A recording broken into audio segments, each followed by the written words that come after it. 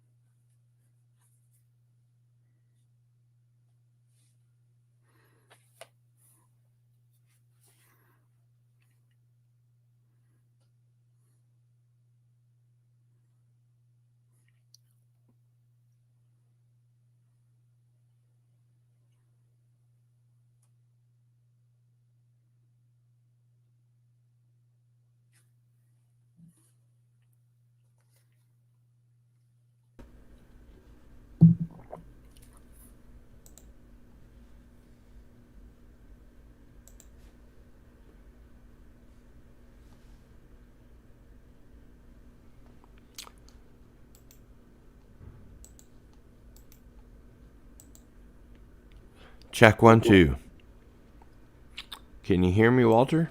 I can hear you now, yeah. Was I supposed to be hearing you before this moment? Well, no, I have my new PC is great. I have only one problem with it. There's a button on the front. Oh, that's my problem.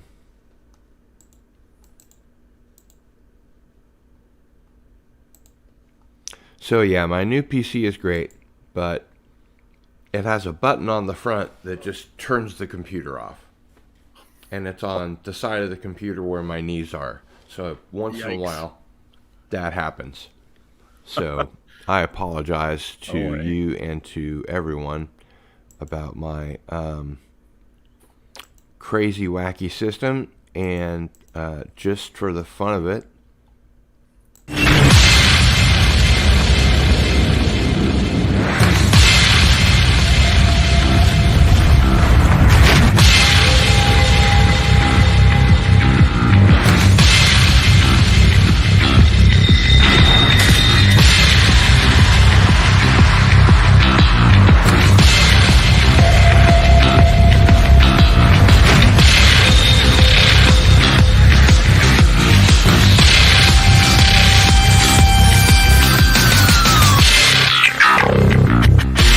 You're tuned into the hottest paranormal life show on YouTube, Into the Fringe, where we discuss lost civilizations, UFOs, cryptids, unsolved mysteries, megalithic structures, extraterrestrials, interdimensional portals, time skips, and more.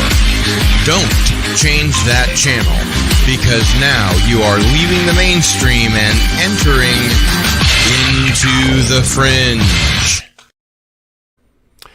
And welcome, ladies and gentlemen, good followers, subscribers, trolls, etc., etc., etc. I bring you a man who needs no introduction, Mr. Walter Bosley. Hello. Hey, everybody. Hey, Gil, how's it going?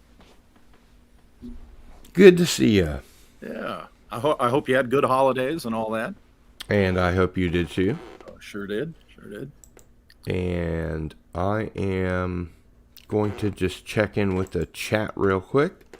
Recognize the people for whom this channel exists. Without the chat, we would be nothing, right, Walter?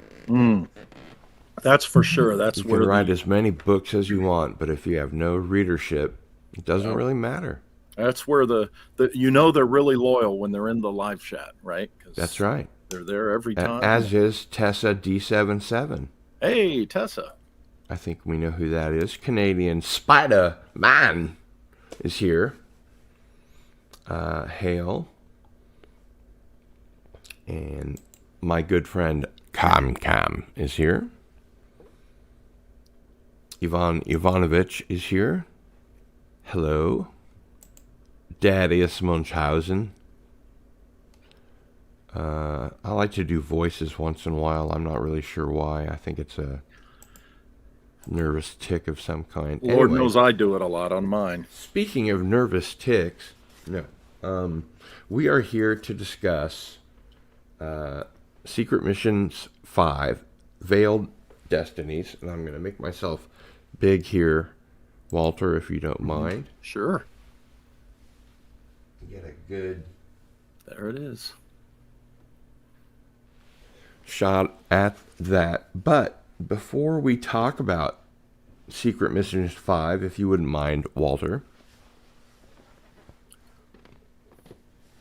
I would like to go through a kind of history of the world if Walter Bosley wrote it. Uh-oh. This is in lieu of a really well-researched and written intro, but I think we ought to have some fun with it. And away we go. So, I know you're a science fiction fan, Walter. Have you read Down and Out in the Magic Kingdom? Is that the one that was made into an independent film that was the first time they got away with filming at Disneyland? I don't know. I don't think so. It's by Cory Doctorow, who's like my favorite science fiction writer right now. And then we have, I guess I would use a James Mason voice for this, Disneyland of the Gods. Oh, John Keel, right? Yeah. Yes, I remember that Are one. we starting to feel a theme here? Indeed. There it is. The one that started my nonfiction career. Indeed. And look at this handsome guy on the back cover. You know, the interesting history of that photo is I was speaking at a conference and I was sending photos at the request of the guy running it, and he was just irritating the hell out of me. No photo was good enough. Oh, not good enough, not good enough. I was just pissed off. And so my kid, Liliana, said, just put on a shirt and a jacket and stand against the hallway wall, which was blank white. And she took the picture, and it ended up being my favorite author photo. But in that photo, I'm not happy because I'm trying to please this pain in the You do butt. look kind of stern. Yeah, I'm like, Howard I've had Stern. enough of this crap. And it turns out being one of the best photos, you know, one of my best promo photos ever. And as you see, I use it on book covers. Now, I put in the background with the jungle and stuff. It's really good. Photoshop. I picked up a couple of ships today. Oh, yeah. Okay. Very cool. Very cool. Going the wrong way there. Oh, that's cool. Got my Romulan. There you go. Little Yeah. skiff. Bird of prey, right? Wait, it's Romulan bird of prey, right? Well, this isn't a Romulan bird of prey, but it's a Romulan bird of prey. Yeah. Yeah. Or is it the Klingon? But I get them because the Romulans had that red eagle condor thing on it. But yet I think That's the a bird Klingon- of prey. The Yeah. Klingons stole the technology from the Romulans. That's right. That's right. Got to remember that. Got to remember those details. And I have another ship. It's actually one of my favorite Star Trek ships.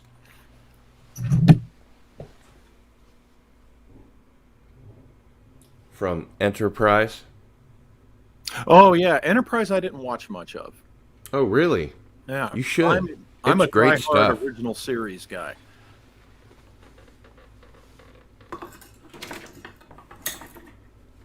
Well, I am too. But, I mean, I'm trying to turn you on to cool stuff here, Walter. Well, yeah, I know. Well, there's other parts of post original series that I do that I'm okay with. There's, a little bit of I mean, if you haven't seen Next Generation's Measure of a Man by Melinda Snodgrass, it's an amazing piece of television. I'll I check that mean, out. TNG is where my friend Tracy Torme Mm-hmm. was exposed to Gene Roddenberry, who is his second tutor. His Mm-hmm. first tutor was Joe Stefano of The Outer Limits, the original one. Yes, Joseph. And, you know, tutors are good. Oh, absolutely. They awaken the great beast. Speaking of which, I wanted to just kind of do a flashcard thing where you can try to describe, if possible, the book that I'm going to hold up in one or two sentences Okay. so that we can cover some ground and then drill deep into Secret Missions 5. So, Okay. tell us about Secret Missions. Secret Missions 1 basically it dives into the questions about the mysteries in the life of Juan Cabrillo, and possibly his association with the Knights Templars in America and the Sword of Joan of Arc, which has been missing for centuries. And it opens the series. It really kind of establishes the foundation for what the series is about. Now, I may be missing Secret Missions 2, Mm-hmm. but the next one you could do that with is this. Oh, yes. Destination Carcosa, Secret Missions 3. Ambrose Bierce, of course, Of course. famous historical American journalist and And author. snarky, yeah, Oh, writer. yeah, but also famous for writing about weird things, but most famous for having disappeared into Mexico in 1913, never to be heard from after one letter, never to be seen again. And there are a lot of interesting questions about his life that I try to explore in that one. Okay. I know this is going to be tough to summarize in a sentence or two, but Oh boy. Empire of the Wheel. This first book is the foundation of the trilogy, and it introduces the reader to the core mystery that started me on a 7-year plus odyssey. But basically, the first book is Rick Spence and I diving into what appears to have been a serial murder spree with ritualistic implications. with San added Bernardino. free, realistic interpretations. Yeah, and it happened in 1915 in San Bernardino, California. And this, of course, is the follow-up. This came out of two small but ultimately extraordinary leads. In the first book, we talk about a young gentleman arrested on the train just days after, a couple of weeks after the I think the fifth victim was found dead, and he was having a nervous breakdown. He was committed to the psych ward at the local hospital, the county hospital. However, here we are in the middle of a potential murder mystery, and this guy's on the train, and he looks like a good suspect, but he's released into the custody of unidentified friends from Sonora. And that's where the subtitle comes from. And pulling the threads about this young fellow and who these friends from Sonora were, and also possibly the true identity of the woman, the fifth victim that I mentioned. That's how this book happened, because it turns out she could have been one of the more better known figures of the late Wild West period. Absolutely. Oh, and the connection to Sonora, California brings in the Sonora Aero Club possibility. And then the Nameless Ones. And I love the Nameless the Ones. Lovecraftian name. Oh yeah, do you like that? And of course, he appears there on the bottom. This, by the way, was originally supposed to be the second book, but the two leads that I was referring to about Frank Rosasco, the young man on the train, and his connection to Sonora, California, and the possible true identity of the mysterious woman found dead in the lake. This is all in 1915. Cora Stanton. Cora Stanton. Pulling those threads turned out to be so significant that those threads became the second book. And this one here, to bring it back to the third book, this is my attempt to pull the occultic threads related to this whole 1915 mystery and reveal some of the interesting connections and synchronicities, not only back in 1915 connected with the event directly, but synchronicity events through the period of a century leading up to our present time.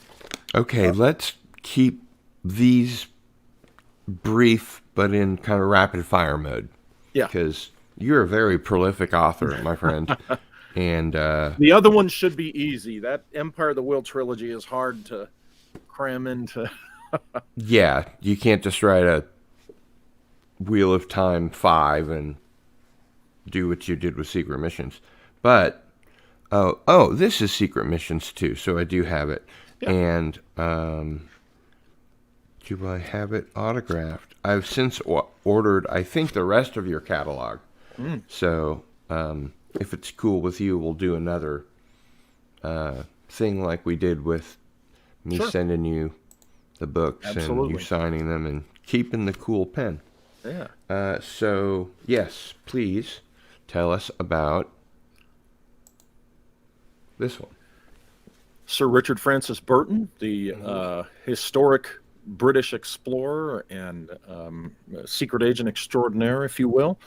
The man had some very esoteric interests throughout his life. Basically, this book is, he had been a hero of mine, a historical favorite of mine, and I learned something I hadn't known, and that was there are 6 months missing in the chronicles of his work and life. And this is a man who was prolific and wrote about everything, but there's a missing 6 months in which he was known to have been somewhere in the South American jungle wilderness.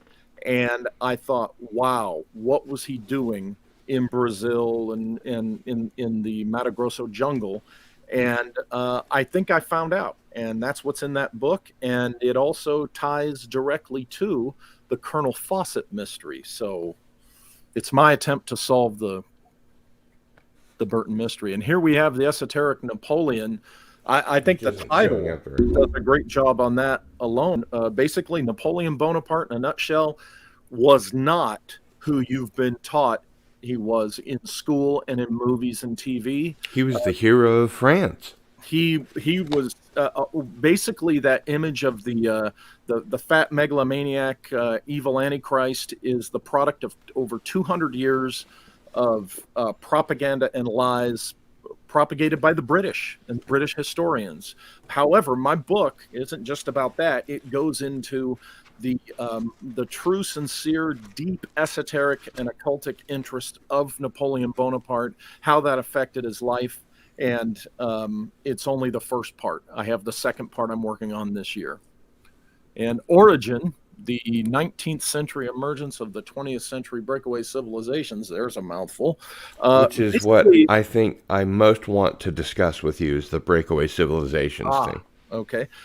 Basically, this is my attempt to lay out historical threads that connect, I think, to whatever mysterious ancient technology inspired the Sonora Aero Club that Charles Delshow writes about, linking it through the rest of the 19th century through the 1890s airship mystery and up to Germany of the World War II era.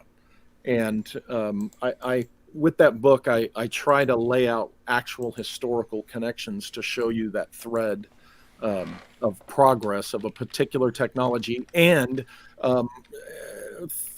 within the context of one particular alleged breakaway civilization called Nimza, which Charles Delshow wrote about.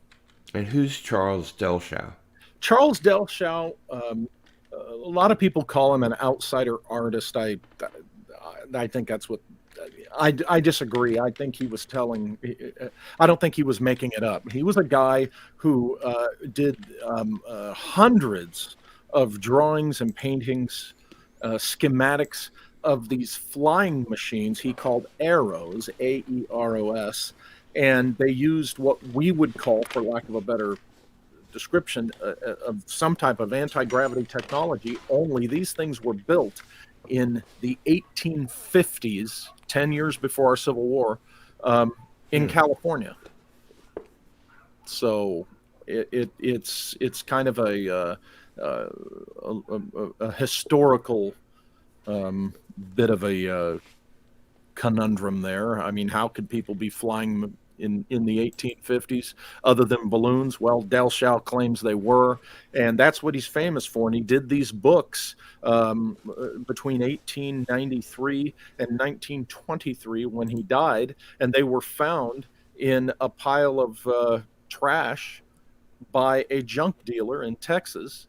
And in turn, a gentleman named Pete Navarro bought a couple of the books and was fascinated. And we wouldn't know about Charles Delshow if it wasn't for Pete Navarro, the man. The mystery would have been left to the ages. That's okay, right. Hard left turn here, Walter. Shimmering light. That is my analysis and my best attempt at being objective about my father's strange story, which he started telling me about in 1974. He claimed he was briefed in on Roswell, what we know as Roswell, and that it had happened again in the late 50s in Arizona.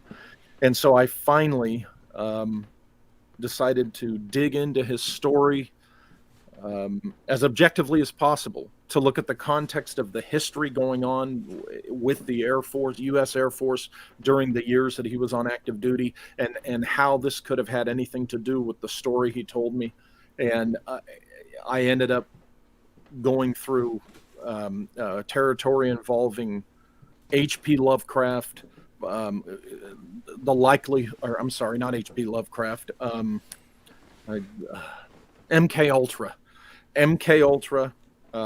Same thing, really. Yeah, almost. MK Ultra, classified manned space technology pursuits. Speaking of which, Yeah. I wanted to show you. I'm This really isn't terrible. necessarily at doing- just had me a do fan perfect thing, but something I wanted to show you, Walter, is my new Lifetime. Not if I keep dropping it on the floor. My Lifetime membership in the H.P. Lovecraft Historical Society. There you go. There you go. I don't know if you've ever Along seen their films that they've made, but I wish they'd make a new one. Oh, look at that. Is that like a passport or a Yeah, ID it's thing? amazing. Oh, It's that's really cool. It's all signed and numbered and perfect. Oh, there you go. Yeah. Yeah. Yeah, they are a really interesting and fun organization. And then they also keep a track of like how many, consumer points or whatever you have with these. Oh, cool. stamps. Okay. Oh, okay. I get it. It's like that stamps cool? in the passport. Yeah. Have Yeah. you seen the films that they've done? Yeah. Yeah, Well, I haven't seen Call of Cthulhu, but Whisperer in Darkness is one of my favorite movies, period. yeah, you gotta see Call of Cthulhu. I wish they'd do another one soon. I will get Call of Cthulhu because I've been on a silent movie binge without actually watching the movie Silent Movie by Mel Brooks. Mel Brooks, yeah. Anyway, that was just sort of an aside. Go. Oh, that's one of my pulp novels, and it's about a college professor, esoteric specialist. Oh, that's one of the former ads from my old magazine I did, my pulp magazine. Lost Continent Library. Yeah, and And what's your website now? Lost Continent Press? it's still Lost Continent Library, but the only thing I have presently for LCL is the blogspot, lostcontinentlibrary.blogspot.com. And this year I'm going to be updating it a lot because I'm in October will be the 20th anniversary of my company, Lost Continent Library. And Oh, that congratulations. that's, saying, Mazel tov. that's one of my pulp novels. So All right. Celebrating 17 years at the time. that was a couple of years back. I did that celebratory back cover. Oh, there it is. That's my time travel novel. I'm really proud of that. It was based on. Can you tell us a little bit about the plot? Yeah, it was based upon events from the first Empire of the Wheel book. I wrote this at the same time I was writing the first Empire of the Wheel book with Rick Spence, but also based on some personal experiences. And basically, it's about a guy who's brought into this special classified group, secret group, I should say, because it's not government related, a secret group of these agents who can travel through time and space via carousels located on the world, certain spots of the world grid. Okay. So, having kind of gone through hyperspace speed on those, let's talk about Secret Missions 5, Veiled Destinies, Crossroads at the Axis of Circumstance. I've never seen a book before whose subtitle had a subtitle. You haven't? I've seen that a lot. Okay. But hey, you're the publisher. I'll be a publisher later this year. Well, now remember, Secret Missions 5 is the banner is the series banner. The actual title of the book just has one subtitle. The title of the book is Veiled Destinies. I see. Crossroads at the Axis of Circumstance. But okay, that makes sense. Yeah, Secret Missions 5, that just tells you that it's in the Secret Missions series. And I'm going to show off my autograph of said book. Thank you for autographing my books. Sure. It's one thing I really collect. Cool. There it is. And it's autographs, mostly on books and music, but I've got like William Shatner and Leonard Nimoy's autograph. Oh, that is cool. And David Tennant's. Cool. My Shatner connection is he once responded directly to a tweet of mine. I bragged about that for a week. What was the exchange? Just he said he was going to a particular type of conference, or he was talking about. I asked him if he was going to be at a particular conference, and he came back and said, "I am, but now I'm going to have to get rid of you or something." For old joke. I remember you talking about that. Yeah, it was like, "Hey, Captain Kirk replied." Okay, so of all the books that I've mentioned, if you want me to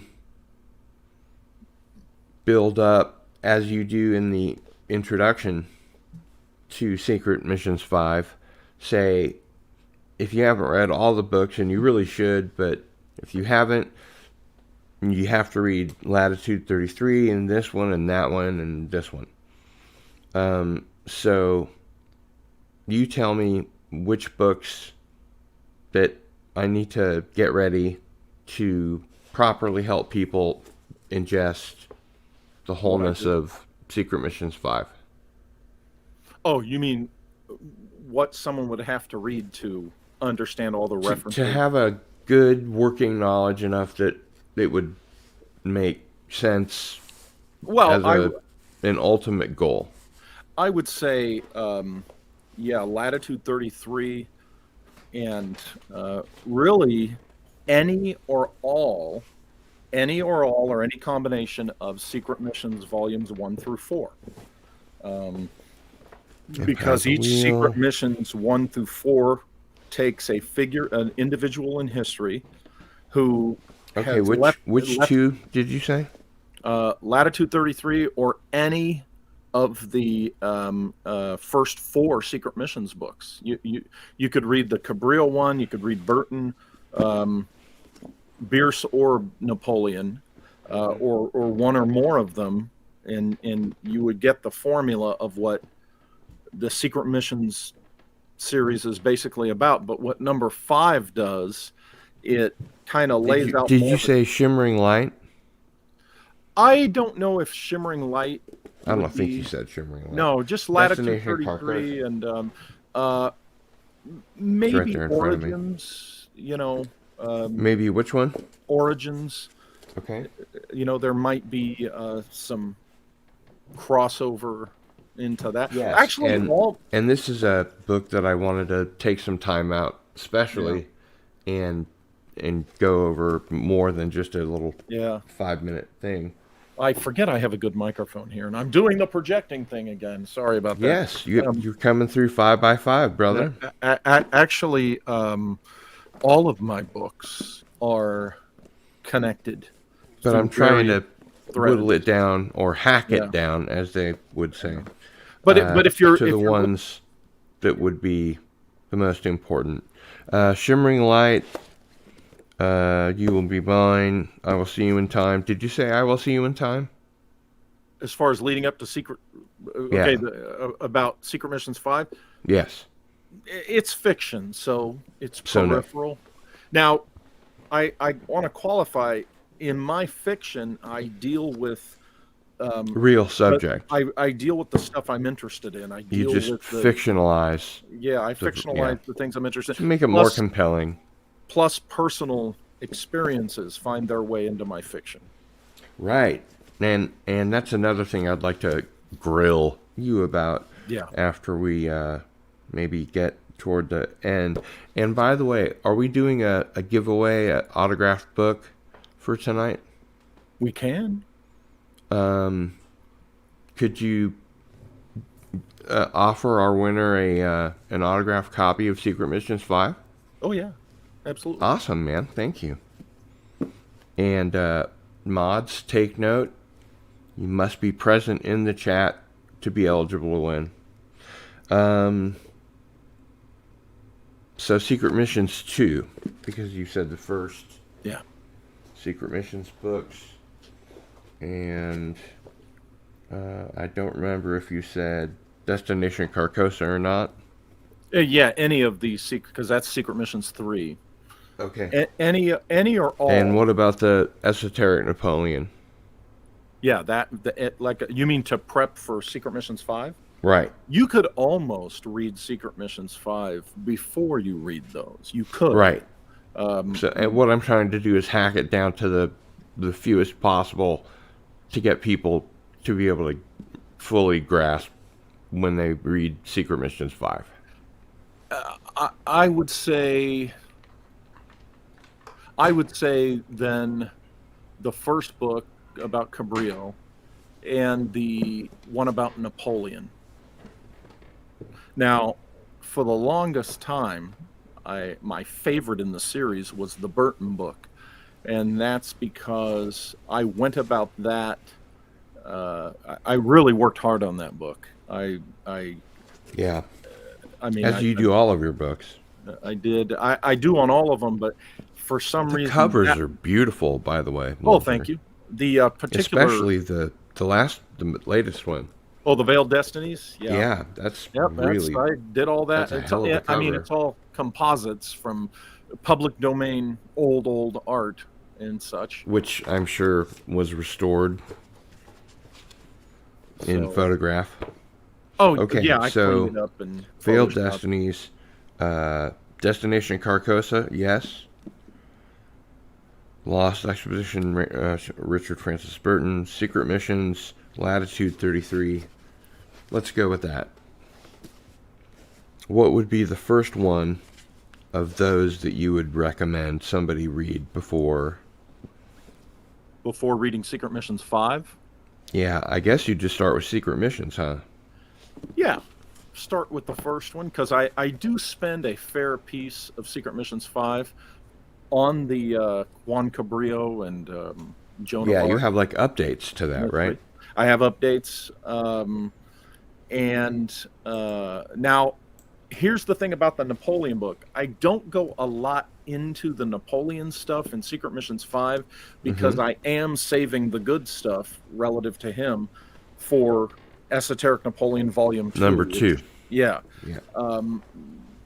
But there's stuff in Secret Missions 5 that if you have read the Napoleon book already, kind of augments and gives you a hint as to the direction that the second volume's going to go. So I see that our friend Joseph P. Farrell yes, has a quote on the front of the Esoteric Napoleon. Yeah. Intelligent analysis equaling historiographical megaronage? megatonnage, Megatonnage. Oh, okay. I think is what Sorry. yeah. But yeah, this is a book that I'm all of very your stuff I can hardly recommend, but I'm very proud of that book. I did some that I would say in the whole series, that and the Burton books are my personal favorites as a researcher, author, and fan of this kind of stuff.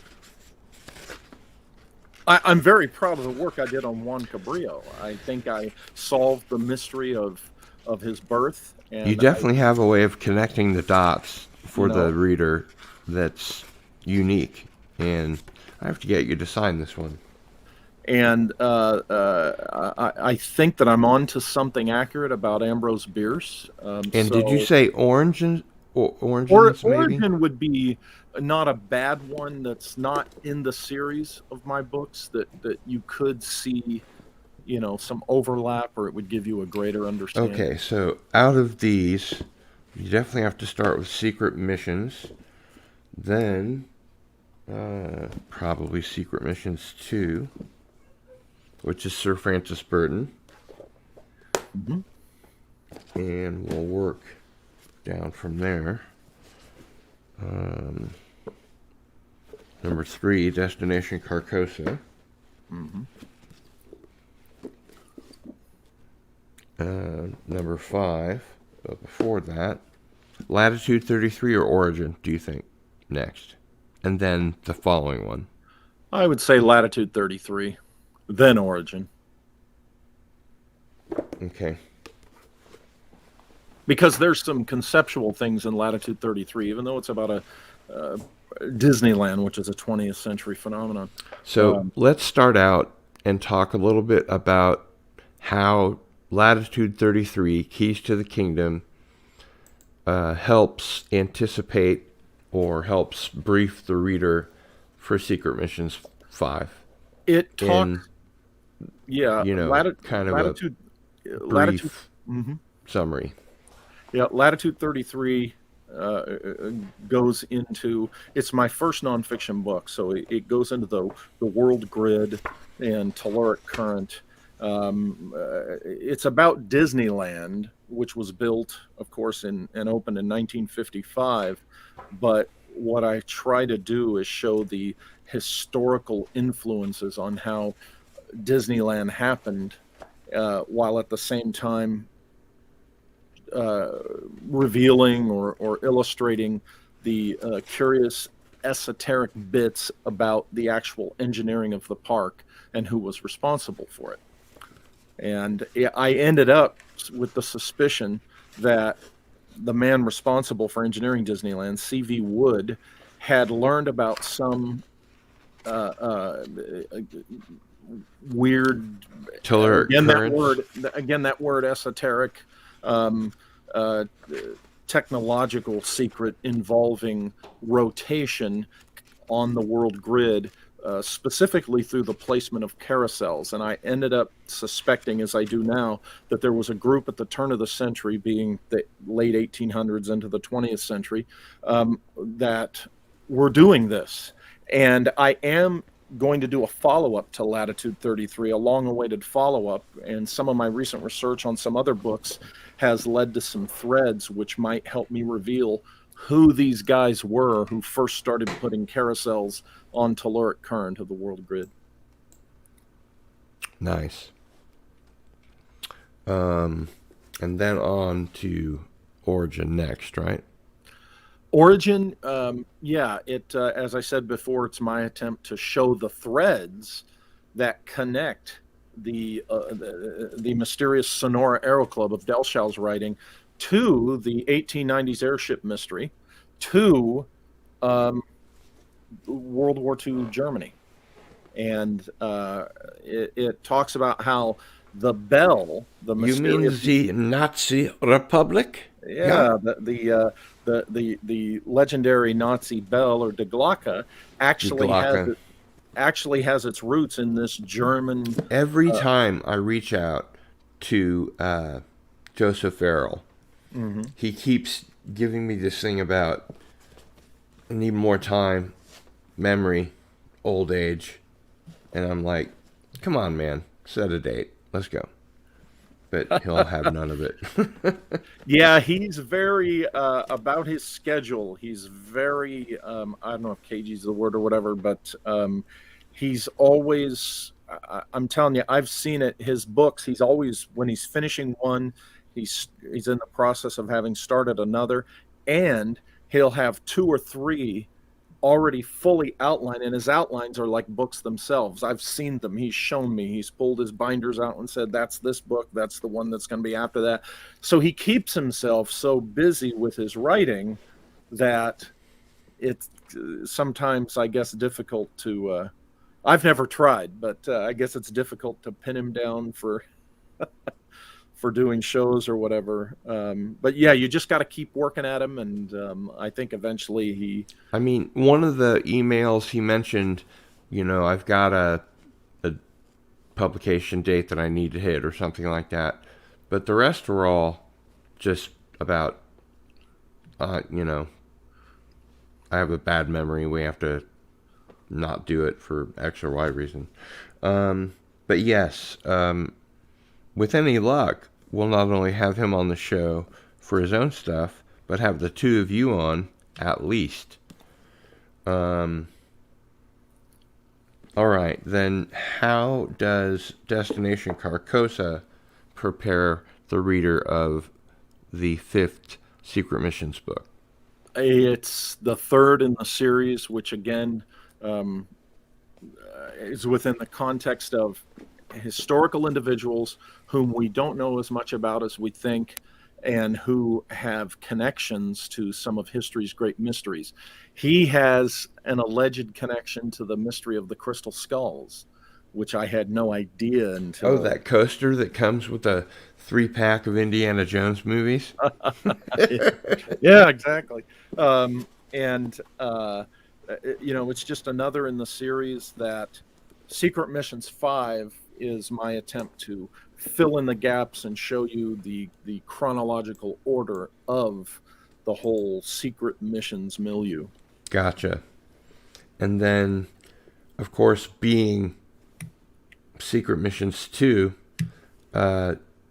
is there anything else that we need to know about the Sir Richard Francis Burton book? Well, as I said, I show the direct documented connection between Burton's mysterious time in Brazil, what he was looking for, and this interesting document known as Manuscript 512, which connects him directly to Colonel Fawcett and what Colonel Fawcett was looking for when he disappeared.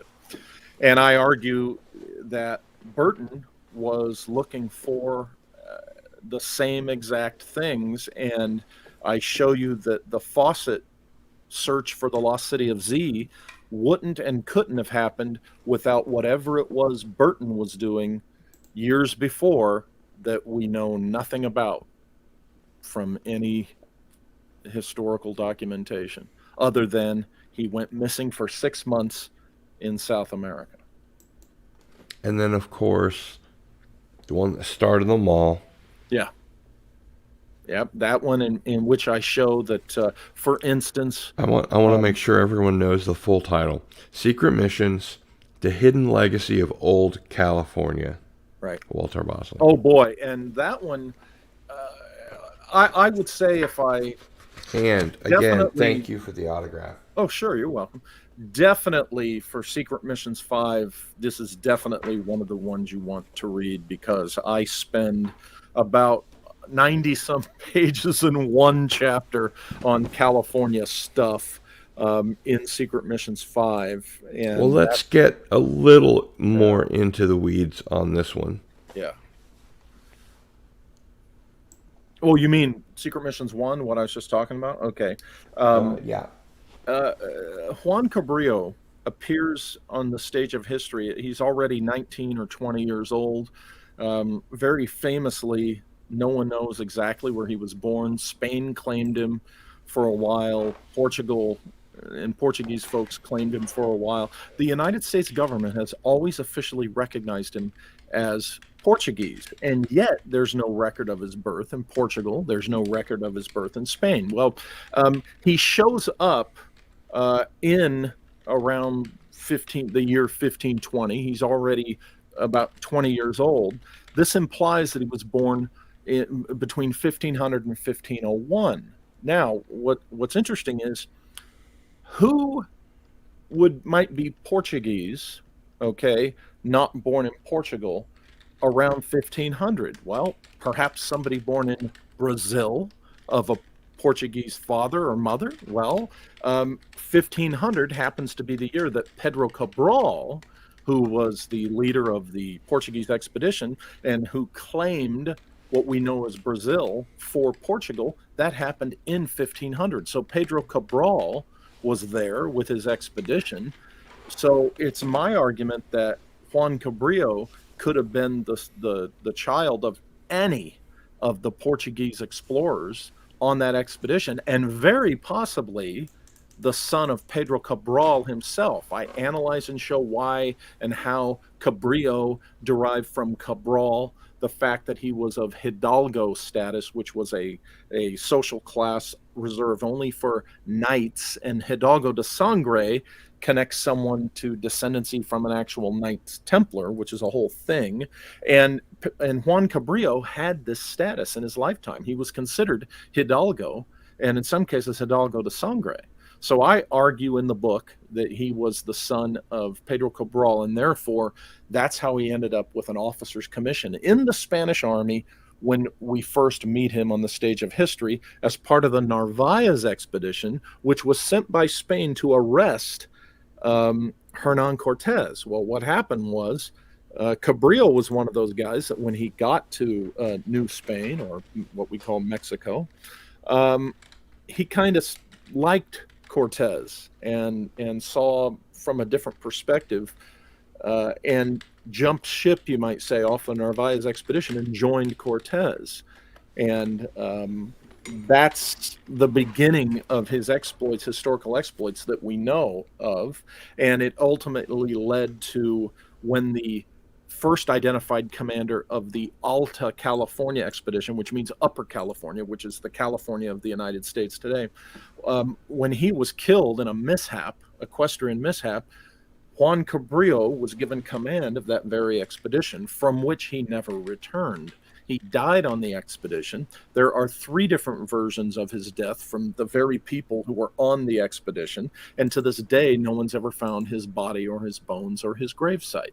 So, and he did some pretty mysterious things on his expedition of California, which suggests, I think, that he was looking for something in particular, and he was looking for something that was likely very ancient and known only to, a few.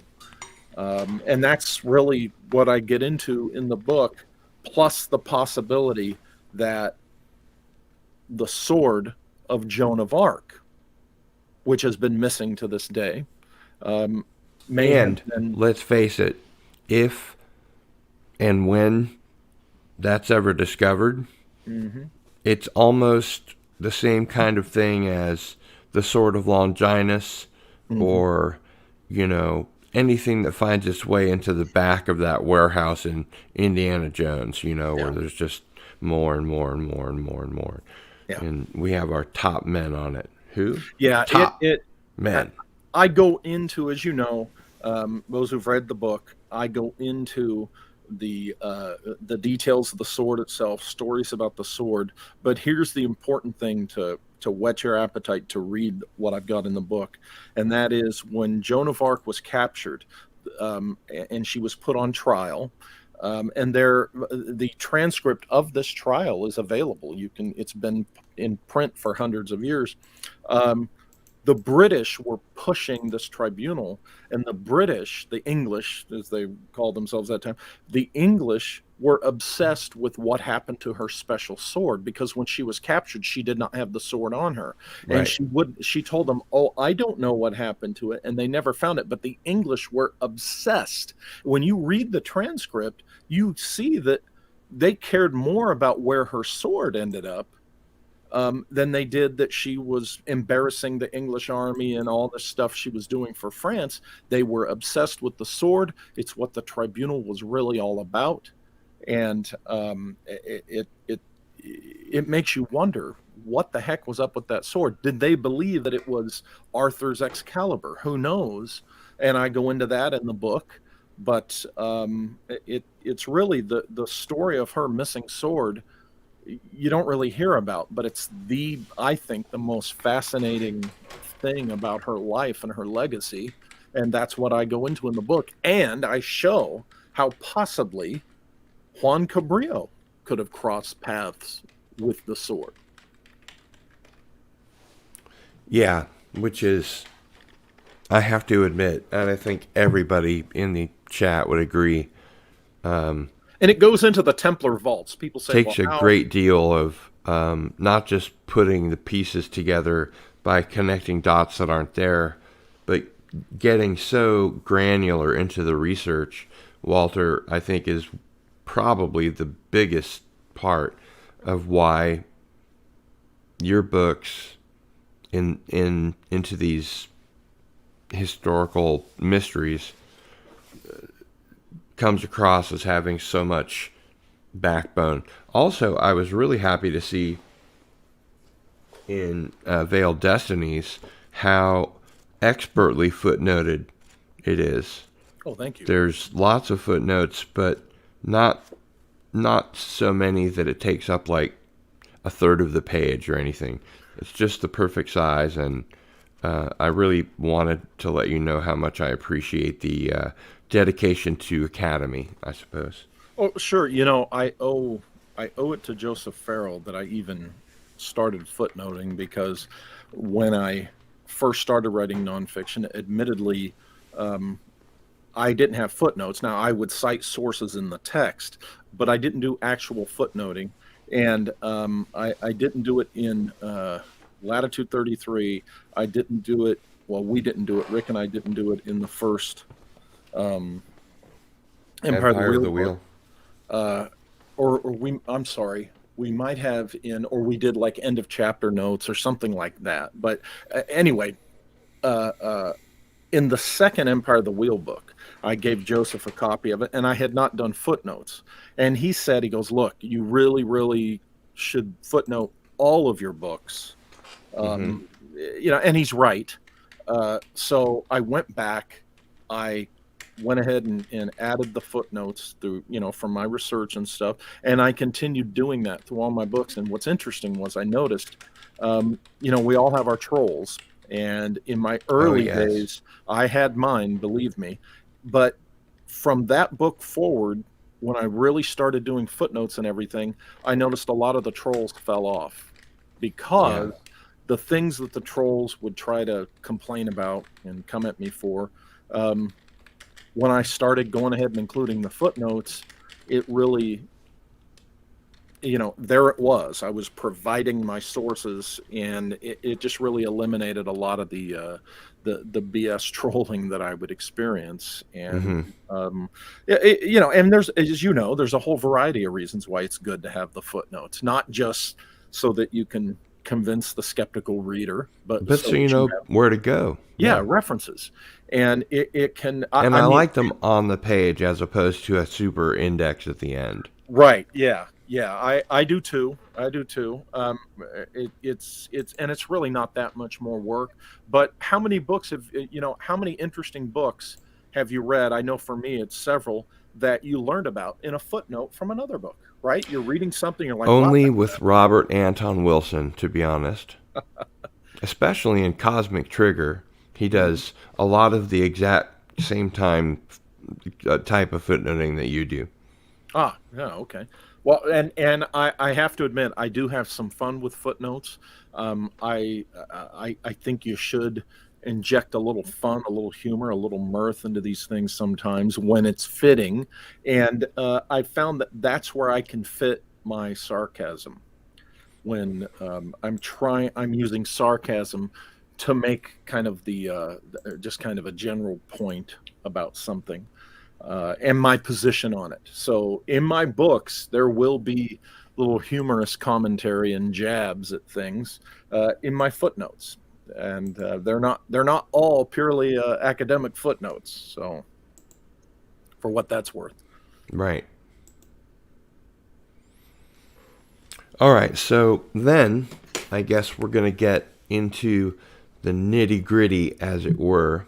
Yeah. Since we're almost at 1 hour. But first, I wanted to go through our chat since we haven't had a chance to catch up to the chat since earlier on in the show. Wax Web is here. Hail. Sci-Fi Painter is here. Good to see you. Banana Planet 666, wants one autographed. I need to get the rest of mine autographed too. Gap Stargate is here. Thank you for being here. Tessa, our friend Tessa is here. Hello, Tessa. John Aside is here. Greetings. And I think Herc 130 is here. Walter, you're an excellent speaker, and we need to see you more often around here. Well, that's kind of the plan, but he's a busy guy, as it turns out. All right, so let's go ahead and delve into, as it were. Okay, I'll take a deep breath. Secret Missions 5. That you having me go through all those books like that at that pace, that kind of gets you up. I know, it was kind of helter-skelter, wasn't it? I got to take a deep breath and slow down. So, okay, here we are, Secret Missions 5. That's a book which I started a few years back and had to set it aside because I had my experience with cancer, which is, I'm all clear, it's going well. But I decided this past summer to pick it up again and finish it because it was a book that's really important to the series. So it's the first time that So you knew you had been leading up to this? I had. You knew that you were leading up to this. There was a method to your madness. Oh yeah, I had written a big part of the book and had to set it aside for 2 years, and then picked it up 2 years later. I forgot about that. Finished it this summer, and I was able to get right back into it, and into the frame of mind and everything for it. And so it's the first time I've ever had to do that with a book, put it aside for that long and then go back and pick it back up. But it got me excited to jump back into finishing the Napoleon research and even start thinking about what the next Secret Missions volume will be, number 6. So, yeah, it was an important book to me. So the madness continues. Oh, yes. As long as there are these particular type figures in history with little mysteries and questions about the facts and details about their exploits in their lives, there will be a Secret Missions book. That's good to know. So let's go ahead and move forward, sort of in Secret Missions, to give folks an idea of why it's so important, especially to, followers of your research.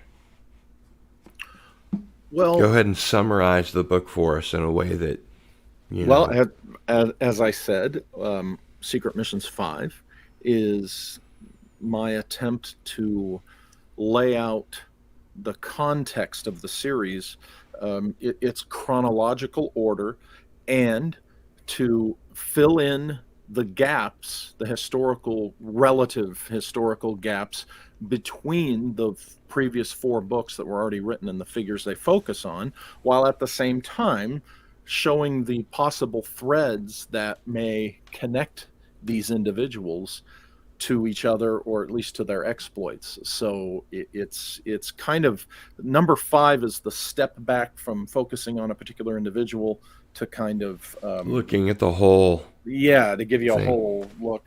But it's not just it's not a rehash of the first 4 books by any means. I think you'll agree there's a lot of new information within. I remember hearing you say on your channel, which is called the Walter Bosley channel, by the way.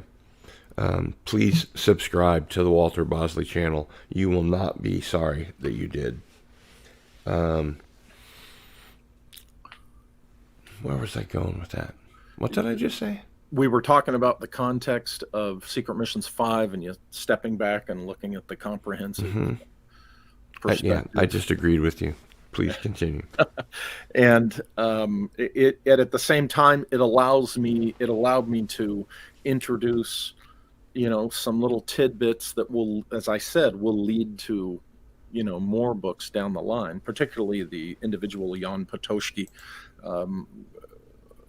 who has emerged. He emerges in the through 3 volumes of the series, interestingly enough. But there's a little bit more about him than in the other books. And it really is that. It's just this step back to show the fabric that all the first 4 books live in, so to speak, the fabric of history that they live in.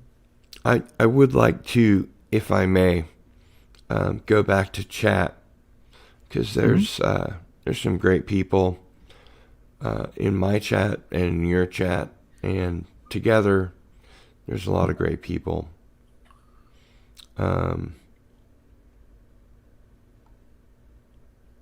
Cam says, at Walter Bosley, glad you're doing well. Was interesting hearing you talk about the big C and your reaction to the jab. And I also saw that. I was live in the chat, as it were.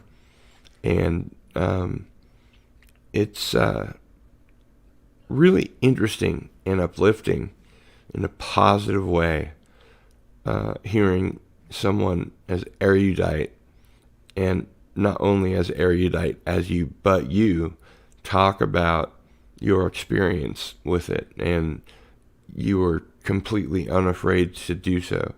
So I salute you for that, my friend. Sure, it's and you're talking about both the cancer and the other thing, I'm assuming. Tell us about the other thing if you want. Oh, my reaction I had to the vaccine. Right. It laid you out and ways Well, that yeah, shouldn't do. I You wasn't know, going to say anything about getting the vaccine because, quite frankly, I just didn't want to get into it. yeah, it's a You know, political hot potato. yeah, God bless our community, but it's oh my God, it's just you can get mired in that conversation. You're going to have people that are going to say, "Oh my God, you sold out. Oh my God, you've killed yourself. Oh my God, oh my God, oh my God, oh my God." And the thing is, I have to make decisions on my health, um, based on more than no offense intended, than these conspiracy theories that we all discuss and think about. Particularly since I went through cancer, I'm a cancer survivor. And Or, Mazel or Tov so. for that, my friend. Oh, thank you. And that does affect the immune system. It's not going to be 100% after that. Certainly not this soon after having finished chemo, which I did a little over a year ago. But I'm also nearing 60 years old, so I was in that range of people who had the comorbidity, as they call it, had gone through the comorbidity, was approaching 60 years old. So, my oncologist and my doctor said, "Hey, you're in that category where you should get it." So I had to roll the dice, and it's like, okay, if I don't do it, look how I could end up in the hospital. And here's the thing: at the time that I had to make the decision, it was not long after how many, this was weird, how many guys, commentators, authors, researchers, or luminaries, figures in the conspiracy theory world or radio world were dropping dead of COVID. The very people saying, "Oh, don't get the vaccine, don't wear a mask," and they were dropping dead. Hmm. Um, uh, and I'm thinking, well, shoot, I can listen to some guy on the internet Hmm. telling me, "Hey, you Some shouldn't do it," Yahoo. or I could listen to my doctor, and I know all the drama about how doctors can be on. I've heard it all. I know it. We've all Yeah, heard it, yeah. and I'm not To be discounting that. honest, frankly, we're just glad you're still here and Thank made you. it out the other side. Yeah. So Because I there's I so went many ahead. stories you hear, Yeah. especially in the last couple of years, about people that didn't make it. It's really nice and, like I said before, Thank you. uplifting in a positive way Yeah. to hear you talk about what happened to you. Well, and that's why I went ahead and got it. For me, it was my choice. I had to roll those dice. The first shot, I had no effect. The second shot, I was racked with, arthritis pain all over the body. I noticed that my hearing had taken a dive, and my Hmm. vision was going nuts with sparkles and my focus, blah blah blah. My And second jab laid me out, but I didn't have hallucinations or body issues. there It you just, go. I was really sore, Yeah. you know. So, A funny thing, though, the first time I got the jab, it was mhm, on this side, mhm. and it was stiff on this side. Yeah, The second, I've the heard that. the second of the two, I got over here, and Yeah. it was stiff over here where the first one was.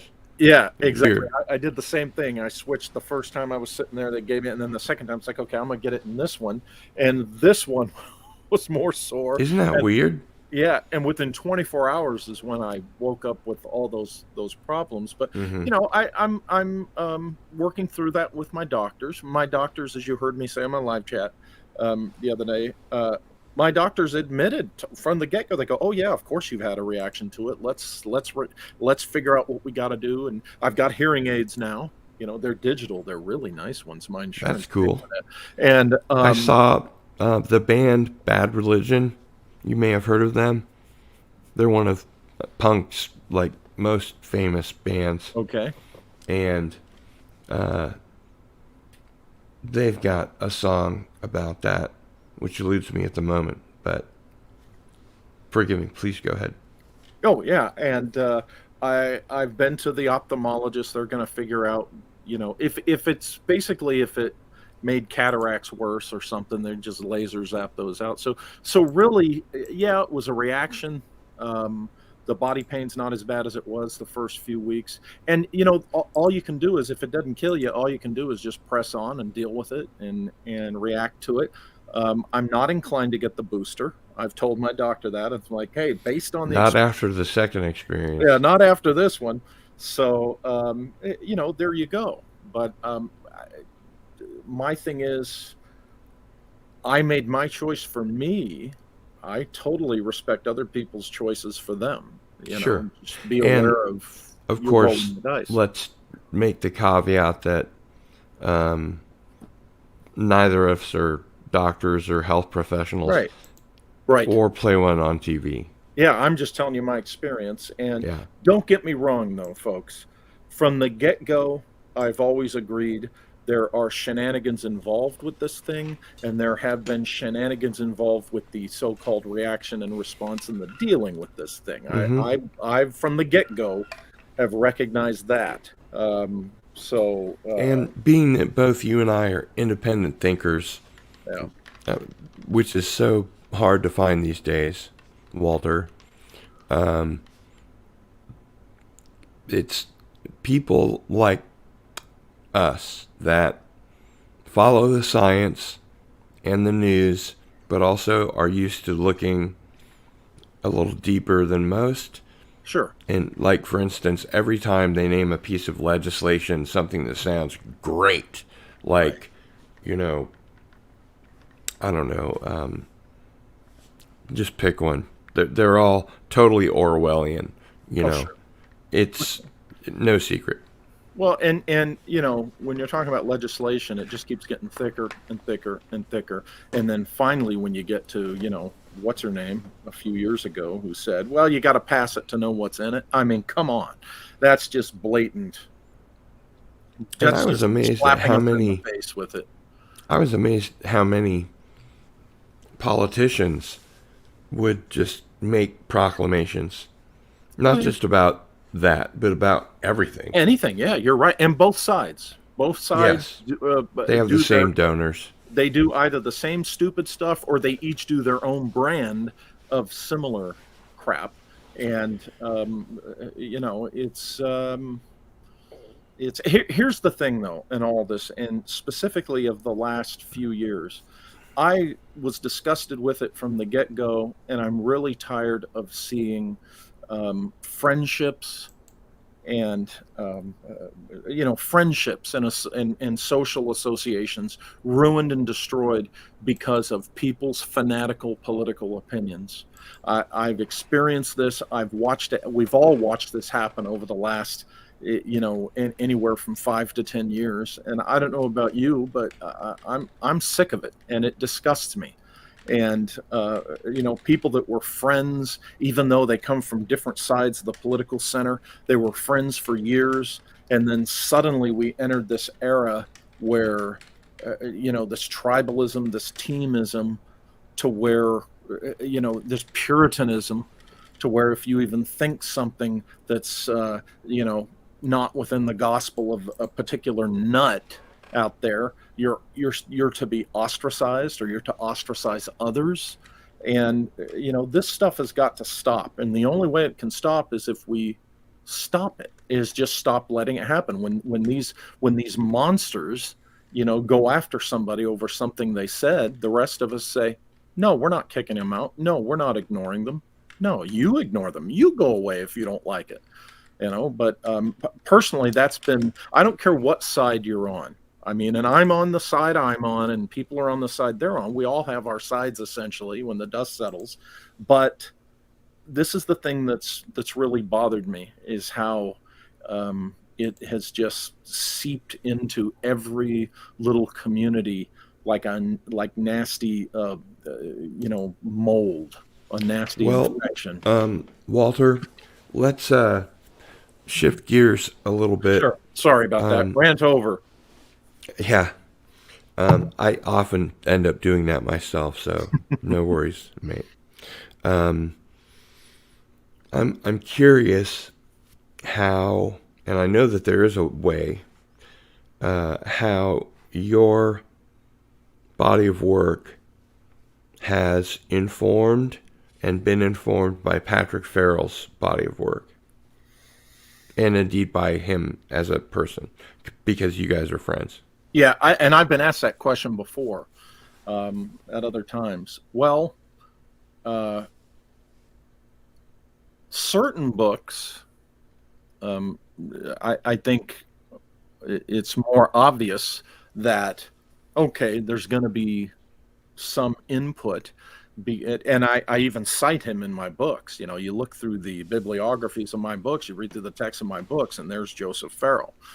Certainly, anytime I deal with certain historical issues with Germany, naturally, because that has to do with things leading up to Nazi Germany, science and technology, and things like that, naturally, I'm going to consult Joseph. When I look at things to do with medieval political hijinks, when that involve particularly central banking or trying to possibly figure out lost technology or something, you'll see that I've consulted his works because, you know, he goes there in his stuff.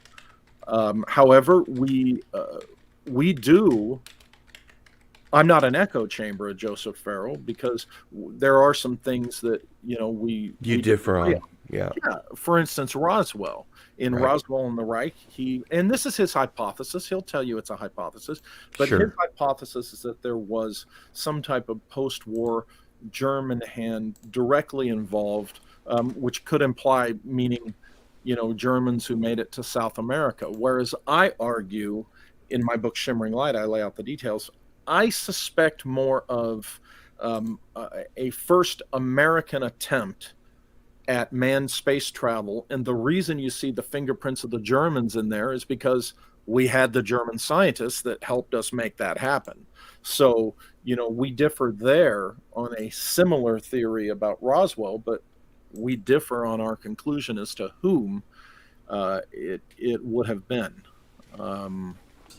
So, you know, there's probably the biggest example, but he has done such interesting work and research and presented it over several years that you can't look at the stuff I look at without considering Joseph's research. So I would argue that whether I knew him personally or not, which I have since 2004, his opinions, references to his work would appear in mine anyway. I just feel, you know, that it's cool that I have this friend who himself is, you know, one of the main voices in the particular field that he's in. And he's very often misunderstood. I see his critics really mischaracterizing him a lot. In fact, Which is weird and interesting to me, Yeah. because I read his first, not his first like Giza Death Star books, but the ones immediately following, like the 4 after that, where he started gearing up to books like the Nazi Bell. Yeah. Reich of I the Black forget Sun and Brotherhood of the Bell and Exactly, yeah. SS Brotherhood of the Bell. Yeah. Yeah. And I haven't been really caught up on his most recent stuff. But I feel like I have a working enough knowledge that having him on as a guest, I wouldn't have to do too much research. I mean, obviously I would. I always do. But I think I have better knowledge of his work than most. But I do think that there's a definite through line, if you think about it, from your, you know, soaking up what he's putting down and then contributing to sort of that thread or that subject. I really like the way that you did that. Oh, thank you. And you know, I come to what I write about independent of Joseph's input. In fact, you've heard me say, and this is true when you look through all my books, particularly if you read them in the order I've written them, each one of my books has led to the next one. In other words, I'm working on the first book and something in there has led to a bit of research that results in the next book and on and so forth. Now, where my work will overlap with something Joseph has done, I'm not afraid to refer to what he's done and to cite it and say, yeah, this is what Joseph Farrell says about this particular thing. This is where he went with that particular thing, and this is how it reflects upon this thing. that I have found and talked about. And he'll tell you that I've contributed to his knowledge on some things, particularly with Origin and with the Napoleon book. Those two books really... They were more up his alley, huh? Well, they gave him some insight that he didn't have before. And so it's gone both ways in a couple of... Would it be fair to say that you guys fill in each other's gaps more than anyone really could? In all honesty, he's probably filled gaps for me a little bit more than I have for him. But yeah, but it's gone both ways. Yeah, certainly in our personal friendship, the conversations that we've had that have not been public, and the details of which have not made it into our books yet. Oh yeah, that's definitely a back and forth, and that's a lot more on the balanced bit than what has shown up in print. But and I know there's folks that are just, they, like I said before, they write him off, and most of those people, the majority of those people, I ask them, and this is in particular the case of the Roswell book, but in general his work, I find out that they never really read any of his work. His harshest critics that I've dealt with have never read anything of his. That's always been the case with any UFO or fringe, book that's getting a little too close to the truth. Right. And with Roswell and the Reich, I've really encountered that the harshest critics of that, I've asked them, and to a man, I've asked them, have you read the book? No, I don't need to read the book. Or no, I haven't read the book. I go, well, how? Which reminds me a lot of Monty Python's reactions that they got from media and the church, and had, stirred up this huge fuss about, and no one had seen the movie. And I remember Eric Idle asking one of these sign-carrying, anti-blasphemers or whatever, have you seen the film? And they were like, no. And he just shook his head and kept walking in. Have you seen the movie about the court case in which the Monty Pythons were being sued by the clergy, like as a class action thing? Is this a documentary that's out now? It's kind of, it uses guys that sort of look like Monty Python. Okay. And it's a dramatic sort of reenactment. Yeah. I'll check that out. It's is very that streaming somewhere? I want to watch that. That sounds interesting. I'm sure it is. Yeah. I'm turning into a real physical media freak, because I'm like, what happens if they say turn off the internet? That's right.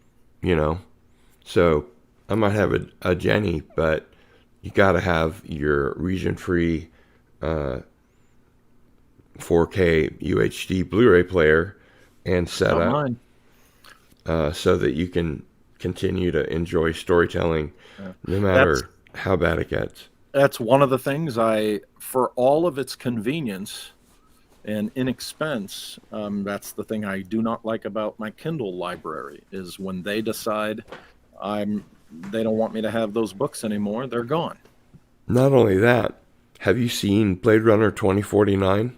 I wished I hadn't. That's a few hours of my life I won't get back, but yes, I have. Well, there's a concept in it, which I think is very clever, which is also in one of the trilogy of films that you should see before you see the main movie. And actually, they're all really good, and they inform the universe of Blade Runner 2049 really well.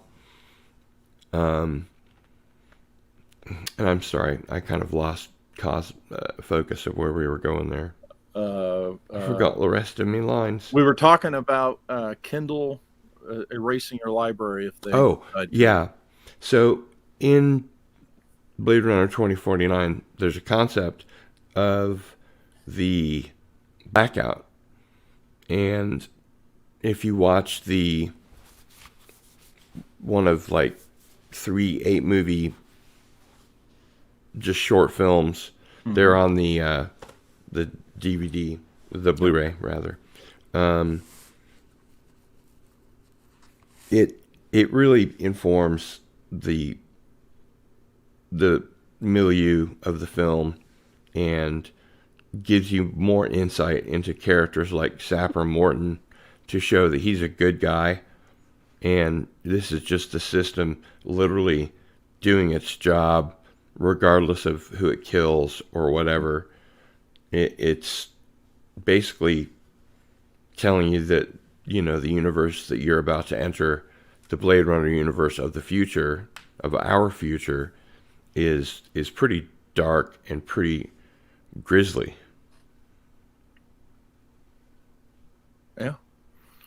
Yeah, this is the and you must admit it's beautifully shot, Blade Runner 2049. Yeah, I'm just a huge fan of the first film. As am I. Yeah, Don't get me wrong. I just for me the story wasn't interesting enough. But visually, yeah, it was really cool. There's a lot of cool things in it visually, but and some clever ideas, I think, at least too. Yeah, it just didn't grab me. But you know, I haven't seen the new Ghostbusters yet, but I've heard good things about it. Yeah, it kind of saves the franchise, as a lot of people are saying. And you know, there's always that possibility. It's like Planet of the Apes. Tim Burton's version was a miss, in my opinion, and the new ones that came out were in a different direction. But you know, at least the first one I really liked, and by the second one, it was, you know, it was okay. But yeah, 2049 looks great. It just didn't feel like Blade Runner to me, and I was not expecting it very much did to me. Really? Yeah. Yeah. I wasn't expecting just a rehash of the first one. I'm not that bad about these I things. thought that the music was outstanding. I thought Jared Leto's performance in specific was he's good, incredibly good. Yeah. Well, maybe I'll watch it again and give it another chance. And I've also found, Walter, that upon repeated viewings, it gets better and better, and you understand more and more.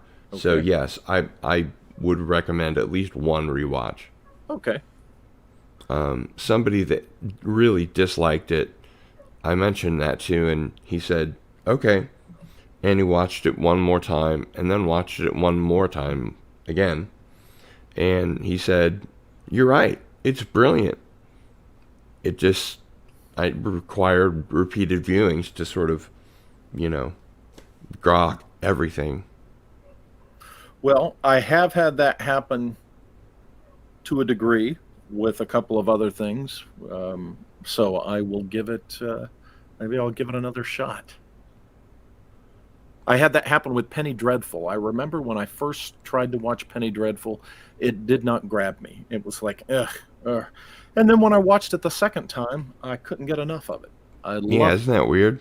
It is, and I think it's where you're at, like my absolute adoration and not obsession, but with Apocalypse Now. Now, I remember when that movie first came out. I was a teenager, and I had, you know, I had kind of watched it before years ago, and it didn't click with me. Boy, oh boy, just a few years ago, I watched it again, and but what it was is the difference in me, where I was at in my life, particularly in my internal mind and my personal alchemy, where my psyche had reached. I totally then locked into, because I think I understood it better. I realized, oh my God, I see what this is really about, this film. And it has become one of my favorite movies of all time. I came to it, 40 years later than everybody else, but it doesn't matter when it strikes you. What matters is that it does click with you, something, you know, any kind of film or, you know, book or whatever. And so, Tessa in the chat says 2049 has plot holes that you could drive a truck through. And she's even written a book to prove it, and it's a great book. I'll have to check She that says, one out. I watched it 3 times, I want my 9 hours back. So, it's okay if you disagree. You know Hey, what? I I'm just a remember. guy. I remember back in '82 when the first one came out, and I knew people that were like, "Oh my It did God, horribly at the box what a office. It bore!" And was, I mean, I loved it from the first moment I saw it, and back then. But there were a lot of people who just, and over the years, I think it built the cult following, which, as somebody who sees himself as a filmmaker, so to speak, on a very micro budget level, I'm of that school of thought that if you get that cult audience, you've really succeeded as a cinematic artist, so to speak, because it's those people who get the art. They're seeing what the artistic impulse of the particular film, um, how you expressed it. And so even if you don't have great financial popularity and success with a film, if you have that cult following, it's almost like you've done something greater, right? I mean, hey, don't get me wrong. Everybody, who's ever had a hit film and made a lot of money. I'm not against that either at all, sure. you know. And But something a lot of people might not know is you have a filmmaking production, sort of a nascent label. arm of your business. Why don't we talk about that briefly I before we refer to do it. our giveaway? Yeah, I refer to it as my label. Essentially, under Lost Continent Library Publishing Company, there is Lost Amazon Motion Pictures, and under that, I produce my little films under what I call no budget cinema, and literally, what I will do is write something with my available resources in mind. That could be locations and maybe a couple of objects that turn out to be props. It's like, how do I do a movie where I can take advantage of these locations and these two props, believe it or not? So I'll build something that, I can do, but yet looks like more than what I spent, so to speak. And so I do these little movies. They're very much micro budget films. And And I think it's safe to say passion project. oh, passion projects, definitely. It's not something you're gonna. Well, I was gonna say it's not something you're gonna see in theaters, but when I did Hell's Bells, which this image is directly from the film, when I did Hell's Bells, I had a public screening at the old Fox Theater in Redlands, which, Cool. so I rent the theater, and screen it. And I will say that the night we had that event in 2012, the owner of the theater, before it was over, came to me and said, even when we've shown either classic Hollywood films or a somewhat recent Hollywood film, we've never filled the seats in this theater. You filled all the seats. And they said, anytime you want to have a film screening event here, just you're welcome. And so I'm hoping with the new film to do that again, to have a I screening. think that speaks volumes about your your journey as a visual storyteller and your work ethic. Uh-huh. Well, and when I say we filled more seats, on to go off what you're saying there, to follow on to that, I mean, no, and you can see this film on my YouTube channel. It's titled Hell's Bells. No, you're not going to see something that looks like it came out of recent Hollywood. Not at all. That's not the point of my films. Right. What you are going to see is something on the micro budget level that forces you to think, because there's things going on in the plot of that film that you got to pay attention to it. It's not a popcorn movie. And also going to what you said as far as the dedication and the work, you see how I maximize what really few resources I have in making these films. And that's that's the challenge, and that's the fun. I only spent $702 making Hell's Bells. Now, some people watch it and say, yeah, and it shows, or wow, you spent that much. Most people thinking about how things, even low budget films are made today, or even amateur films are made today, they think, oh, you have to, that you must have spent, a few $1,000s. It's like, no, I spent a total of $702. That included gas to get out to locations, costuming, the whole thing. But with the next film, I'm doing some things in there, film techniques, in-camera stuff that takes me beyond what you see in Hell's Bells visually. I'm shooting this one with a DSLR, which gives me, multiple lens choices, whereas the first one was shot on a mere Handycam, a 1080 Handycam. The new one, I have more resources to work with, but yet it's still classified within the micro budget genre or category. And here's the good thing about that. I use local talent.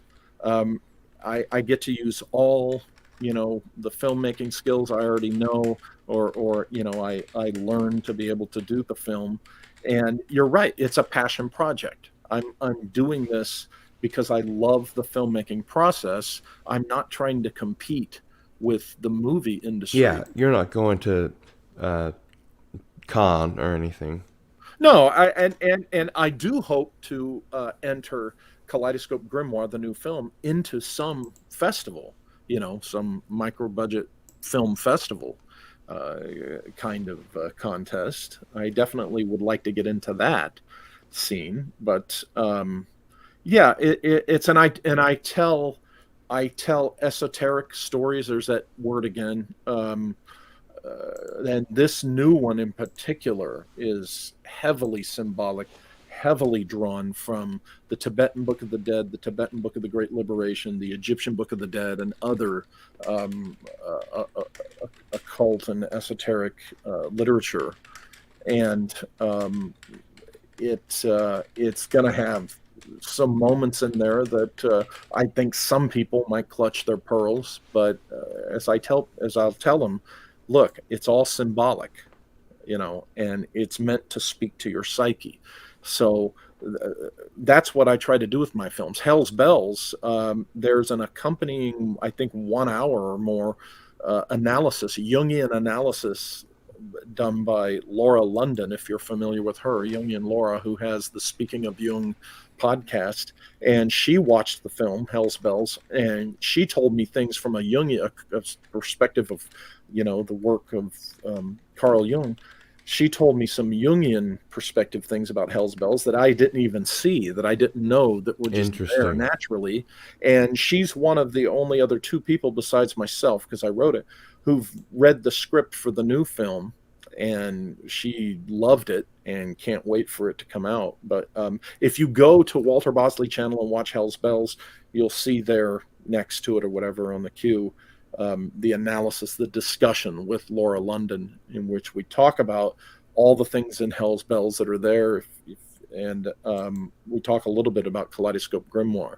But, you can watch the film first, then listen to the discussion, and then watch it again, or you can listen to the discussion first and then watch the film, so that you get the little things that, I guess you could miss if you're not realizing that they're there. But I had the strangest experience with Hell's Bells. I talk about it in that discussion with Laura London. I made the film in 2012, and then 5 years later, I realized, oh my God, there's actually another story embedded here that I completely missed. And well, that's the nature of a good movie. You should always make sure when you write your film that there's plenty of story for a sequel. Yeah, there's subtext. Well, here's the thing. I went back and recut the original 2012 version into the new version, and the one that you see now on my YouTube is that new version that I didn't realize was there until 5 years after I had made the original. So it blew my mind at how weird and subtextual and how psychological this stream was when I was doing the original. and it's got me really excited and energized to do the new one, because the new one is beyond Hell's Bells. So let me just briefly mention anyone that wants to win an autographed copy of Secret Missions 5 by Walter Bosley, autographed by Walter Bosley. This is the URL that you put in with that awesome silver marker. I found that it works better than any other marker because not only is it a Sharpie, but because it's silver, it equally goes over black and white. It's great. And I like the edge, It's one of my favorite pens. Yeah. Appreciate the contribution. Yeah, no problem. Thanks for I sign everything books. with that now. Cool. Yeah. I'll send you another with the next batch. What did I want to go here? Okay, so you can get Walter Bosley box here. And can you briefly give us a rundown while we're getting people to follow that URL? The way you became from AFOSI, the end of that period, to becoming a historical researcher. What was the evolution of that? Well, I only, at my last assignment with OSI, headquarters called me one day and said, okay, sir, here's a list of 4 bases. Take your pick. You're going to be detachment commander in your next assignment. And that's was not a bad thing to hear. Yeah, and so that meant that I wasn't screwing up too badly. They were going to, put me in the command slot. And I said, well, I'm going to be getting out. And they're like, oh, because that's when they really lose. They lose captains a lot because it's that 4-year mark. I got an offer to go into counterterrorism and to work globally and get deeper involved with operational kind of stuff. So I took that. And I was following a career path that my mentor had kind of started for me. That's how I worked for the FBI before going into the Air Force, and that's how I left the Air Force to then go into counterterrorism. And I saw a big chunk of the world in between the Middle East, North Africa, Central Asia, South America, one time in Far East Asia, and Eastern Europe. I saw all sorts of interesting places, which I love travel anyway. That's one of the big appeals of taking that job. And I had always been interested in this stuff that I write about in a general way. But in 2002, I met another one of my influences. In fact, this is how I met Joseph Farrell a couple years later. Mm-hmm. But I met David Hatcher Childress. And that's when I became acquainted with David and friends with David back in 2002. And he leads people across Giza and those type of situations, right? He what? I'm sorry. He sort of hosts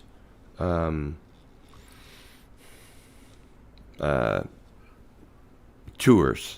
Yeah, well, yeah. He leads tours. Of course, as you know, he's famously now, most people associate him only with Ancient Aliens, but he'd been around for years, and his own personal first series of books was Lost Cities and Ancient Mysteries. Great stuff. Yeah. Wonderful series. I've had every one of those books for years.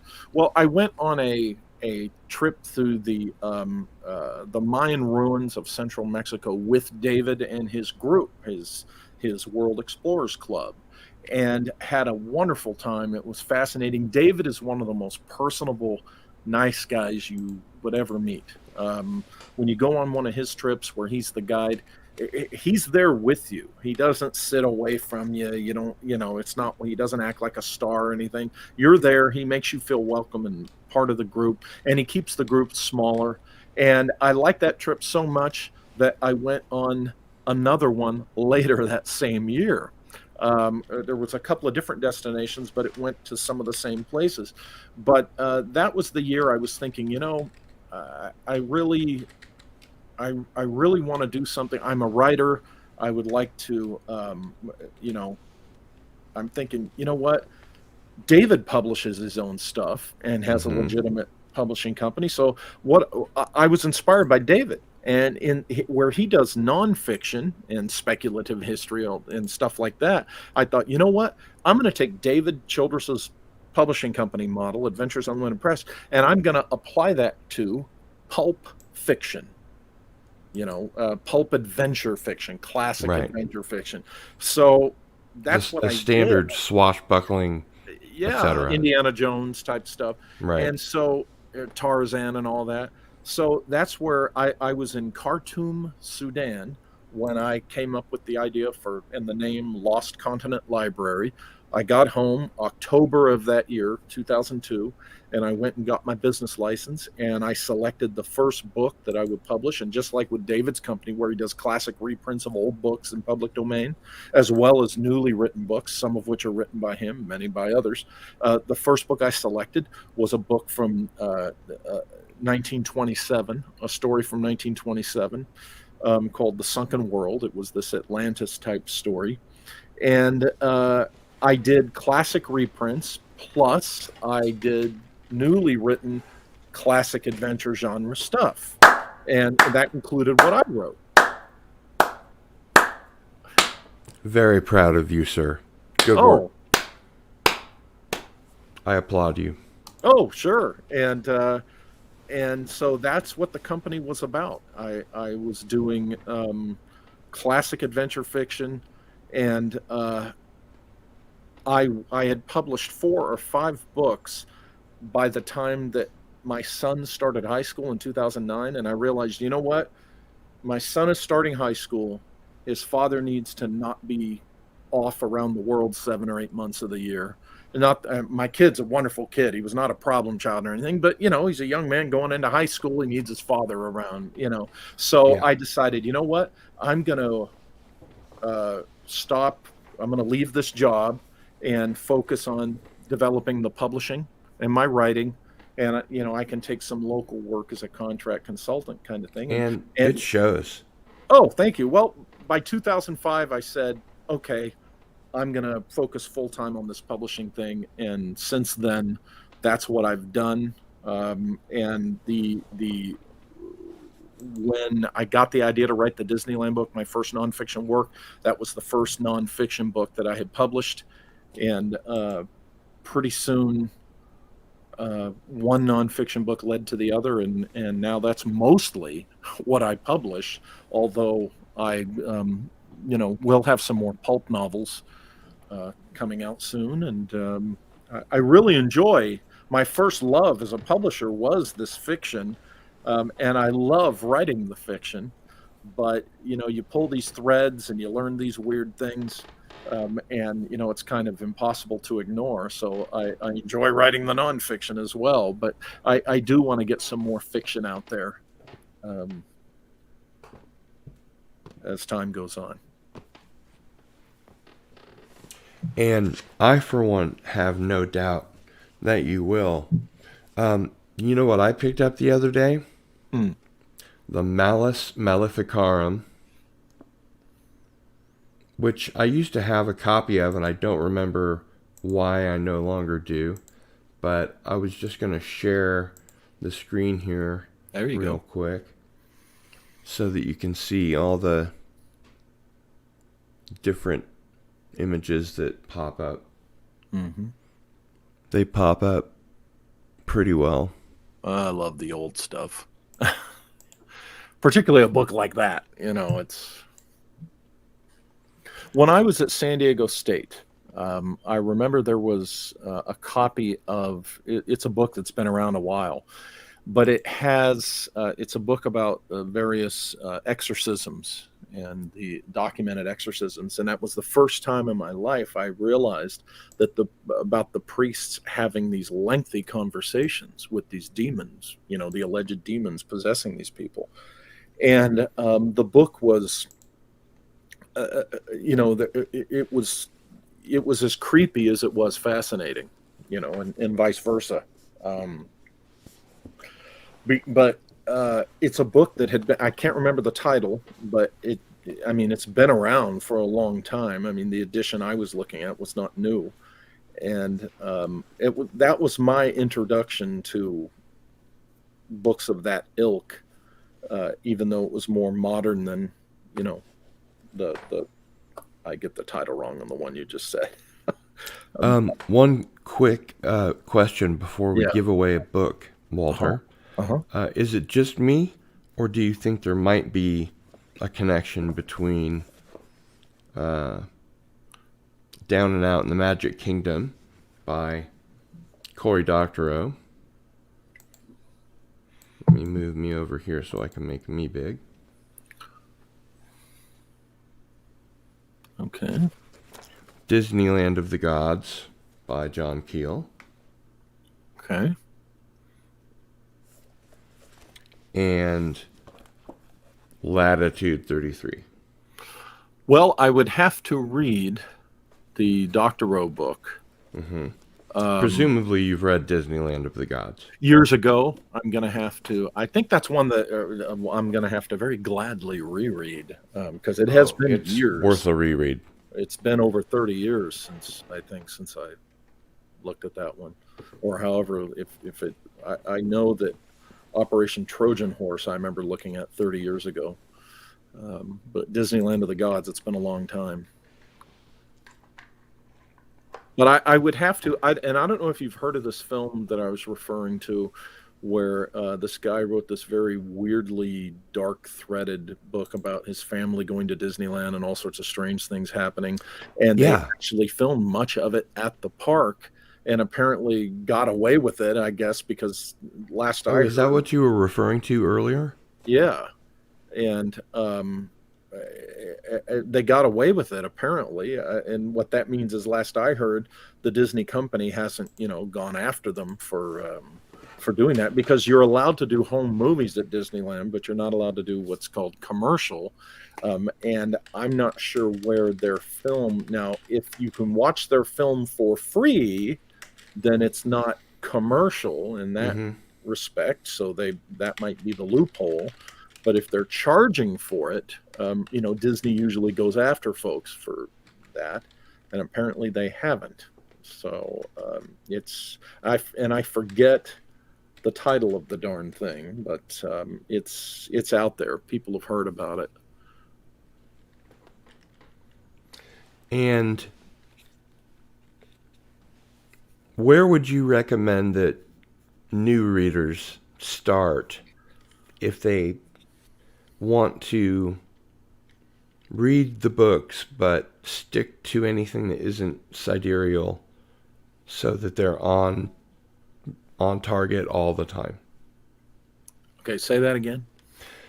What would you direct our viewers to do if they wanted to have a not uncomfortable experience, not super condensed, but mostly just touch on books that sort of would define, in air quotes, your career? Not that you don't have a career, but...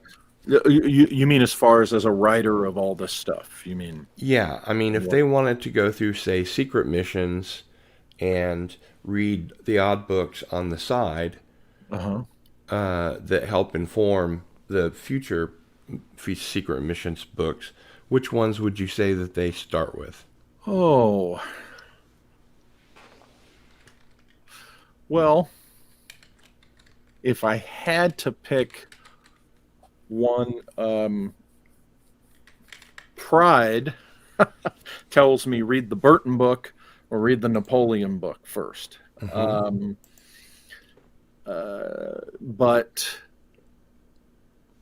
the Cabrillo book is a pretty darn good representative of what that series is about and will continue to be about. But yeah, I would, the Burton book, I would say the Burton book, because it's so not that, as you know, not that I didn't do the research on the other ones, but I think the way I present, that's what it is. The presentation of the Burton book is really, I think, academically presented in a way that goes beyond my other books, if that makes sense. There's more, all my books, I try to present, academically, so to speak, but I think the Burton book was the one that I really went beyond in that particular regard. So I would, you know, I think the Burton book would be really in that series the great start, and then you can always jump back to volume one. Now, one thing I do that I kind of take pride in, that I insist upon with myself, is none of the Secret Missions books, including Secret Missions 5, do not think that any of them are a rehash. Just like the Empire of the Wheel books 1, 2, and 3. 2 and 3 are not rehashes of number 1. When I write a series, you really do have to, if you want to get the references that I make, you really do got to read all the books, because I don't make it easy for you. I don't go back and rehash the previous volume so that you don't. But I remember hearing you say on your channel, which is easy to remember, folks, it's the Walter Bosley YouTube channel. Yeah, the Walter Bosley channel at YouTube. Easy right, to find. Walter Bosley channel. Yeah.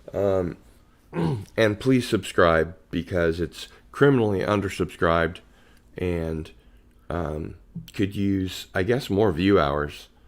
And I have fixed the technical issue I've been having for several months.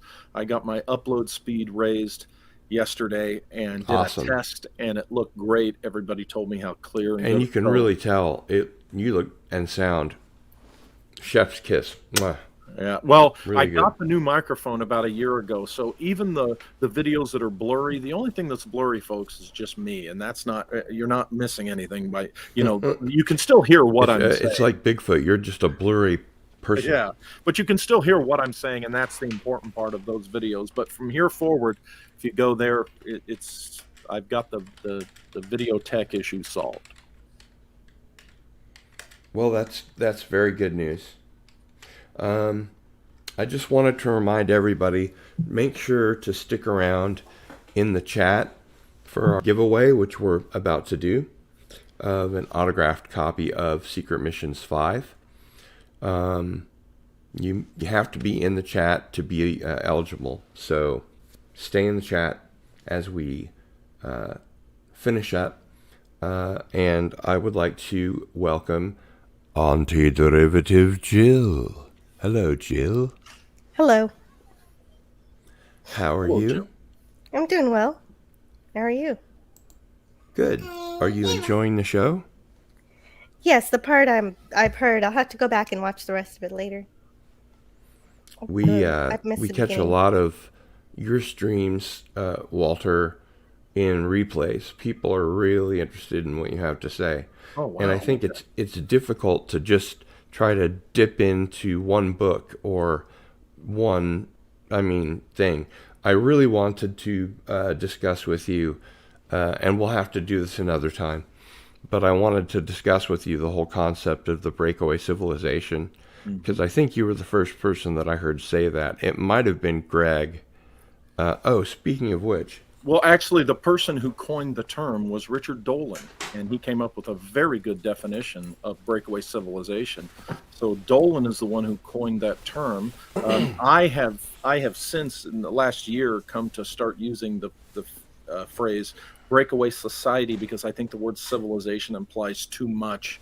It implies something much bigger than what we actually end up talking about. So I've kind of altered it to breakaway society. here, let me make me big.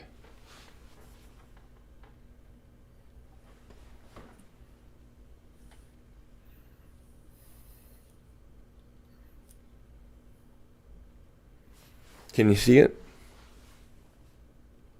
See what? What's on my t-shirt? Oh, The Radio Mysterioso. Oh, Yeah. cool. Okay. Greg's show. Yeah. And I think it would be kind of fun to have the two of you on. But anybody that I've been asked several times in the last week for recommendations for YouTube channels for UFOs or paranormal, what have you. And instead of a YouTube channel, I think that I would recommend podcasts. Walter, do you have your YouTube shows go to podcast? No, not yet, but I am going to start doing segments, episodes that are more of a podcast. I'm going to do pre-recorded interviews, and I think I'm going to try the Patreon thing. Why pre-recorded? Why not live? I eventually will get to live, but You already have a subscriber base. You Right, have, yeah. what, over 4,000 and subscribers? I will put that. I will put some of those on the YouTube as well. So By the way, please don't let me forget. Yeah. When we're done with the show, stick around because I want to ask you a question. Okay. So once we wrap up, One thing I like about a pre-recorded is my focus. I feel if I'm doing something live, I feel like my mind is split because I'm dealing with doing a live thing, whereas pre-recorded, I can get it started and I can just go into the conversation with the person and focus on what I want to ask, focus on the discussion. and then you can always, introduce it and have bumpers and whatever. I'll get to that eventually, but the other part of it is it keeps it simple for me. And I like to. I know bells and whistles are fun and they look great and everything, and I'm slowly getting into that, but I have to slowly go in that direction while at the same time I want to pursue certain content. So I like the pre-recorded thing when I listen to it. Every bit as much as anything I've seen, that I watch live. So, Well, yeah, I mean, depending on what you're listening to, whether it's Audible or whatever, full cast audio dramas. Speaking of which,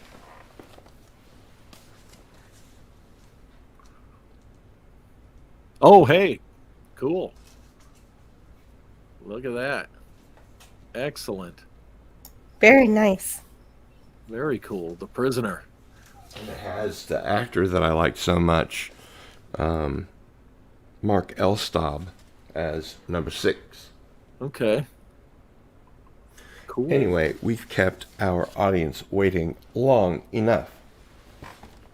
So, Jill, do we have all the names that we can get onto the wheel? Yes, I believe we have all of the participants that we're going to have tonight.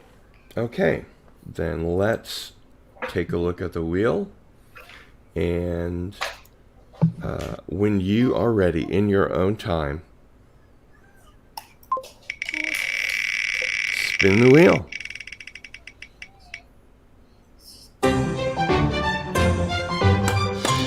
Imperator Sominum. Congratulations. Congratulations.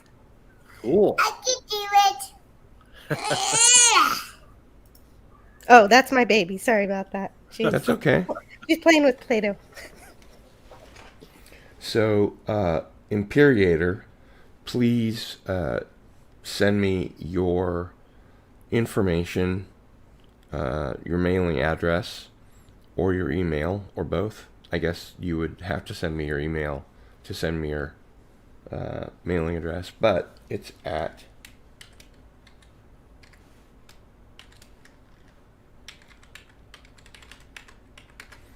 gil@sunflower.com, or if you're on Twitter,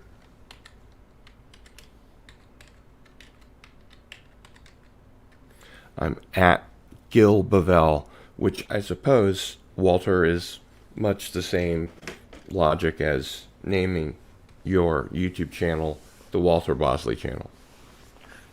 Keeps it simple. But I have to say, I've really been enjoying your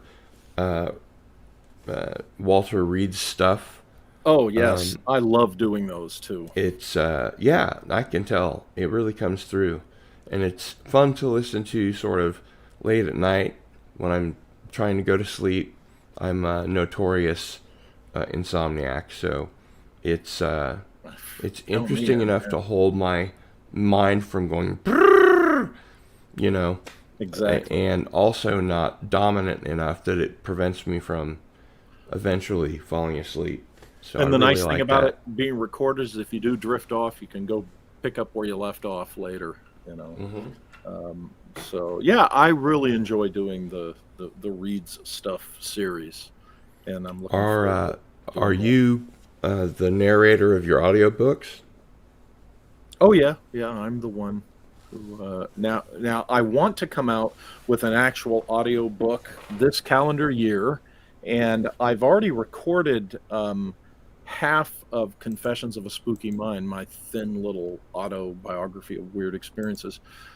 And I have recorded the entire Secret Missions 1, the one about Juan Cabrillo, in the past.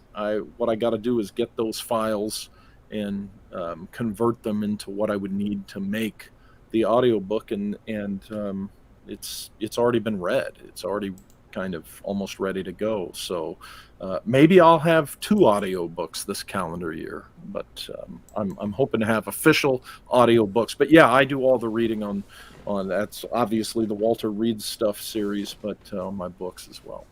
And also, I wanted to make sure that people connected, because I didn't make the connection, that Radio Mysterioso is Greg Bishop's podcast, and it's spelled in the Spanish spelling. So definitely anybody that has asked me over the last week, especially about good YouTube shows on the paranormal and UFOs and things like that, I would refer you instead to Radio Mysterioso, because I think it's, I don't know about you, Walter, but I think it's the best paranormal / UFO-ish podcast out there, and there are many of them. Well, he's certainly been doing it for a while and has known what he's doing in that regard for years. And, you know, that's kind of how I got introduced to this community publicly, is by, I met Greg the same year that I met Joseph Farrell. And that must have been interesting. Yeah. And I started hanging out with Greg on Sunday nights when he would do Radio Mysterioso. And it just became a thing. I started showing up so I was an unofficial co-host for a couple of years there. And I think you'll find if you go back to his archives, he's had just an amazing catalog of guests over the years, and some amazing discussions as well, you know, in particular. He said his first interview was Robert Anton Wilson, not long after I'd released my interview of Robert Anton Wilson. Yeah. Which was kind of a strange coinky-dink. Yeah. And so, you know, and there's a gamut, you know, there's a good spectrum of different kinds of researchers and authors and such. So, I definitely would recommend it. Well, Walter, we would love to have you back. In fact, if it isn't too much of an encroachment on your time, because I know you're busy writing a book, we would love to have you as a semi-regular guest. We need to get you back on with Don Ecker. We want to follow the Walter Bosley we know and love a little more closely, continue to do deep dives as we have tonight. And you are welcome back on my channel anytime, my friend. Well, I appreciate that. Thank you. I enjoy being here and talking with you, and it's a great experience. So I'd love to definitely come back more often. Great. Well, we'll have to chat about that off air here in a minute. Okay. And Jill, so much thanks for your help, and all the mods, everybody in the chat. Thanks for being here. It makes a big difference. I'm going to have another 600 subscriber stream because I don't have 600 subscribers anymore. No, you had it for a while, and then YouTube took 4 away. They took 3 away, and I guess they took another one away. So I'm going to have to work smarter, not harder, because I already put 60 hours a week into my channel. Wow. So, well, having Walter Bosley on is one step in the smarter direction. Oh, thank you. I agree. I think it's, I mean, I think that we have good chemistry, and I think that we're both interested in a lot of the same things. And you're a crowd pleaser. You're a favorite guest on my show. Wow. And okay. so it makes sense that we should have you on more often. I just want to give a fair warning to folks that have only seen me here and in other interviews. When you go to the Walter Bosley channel, you'll see me be a little bit more, I don't know if bombastic is the word, you'll see me be a little bit more passionate, a little bit more of my humor. You're not as reserved. What's that? You're not as reserved. Right. I out of respect to when I do other shows, I'm much more the reserved guy who writes the books. On my own channel, I kind of let it go once in a while, depending upon what I'm talking about and what has me fired up. So, yeah, no, you ran with the best of them. You really do. Let's see what quick comments we have on our way out. Just so you know, a lot of the viewers that I hang around with really love really love passion. So good. So that should be popular. And hopefully they'll like my channel. Yes. It is a great channel, and I recommend it. Great stream tonight. Cardinal Sin, Walter Bosley, thanks. Great. Darius, thanks for joining us, Walter. Sure. Thanks, everyone.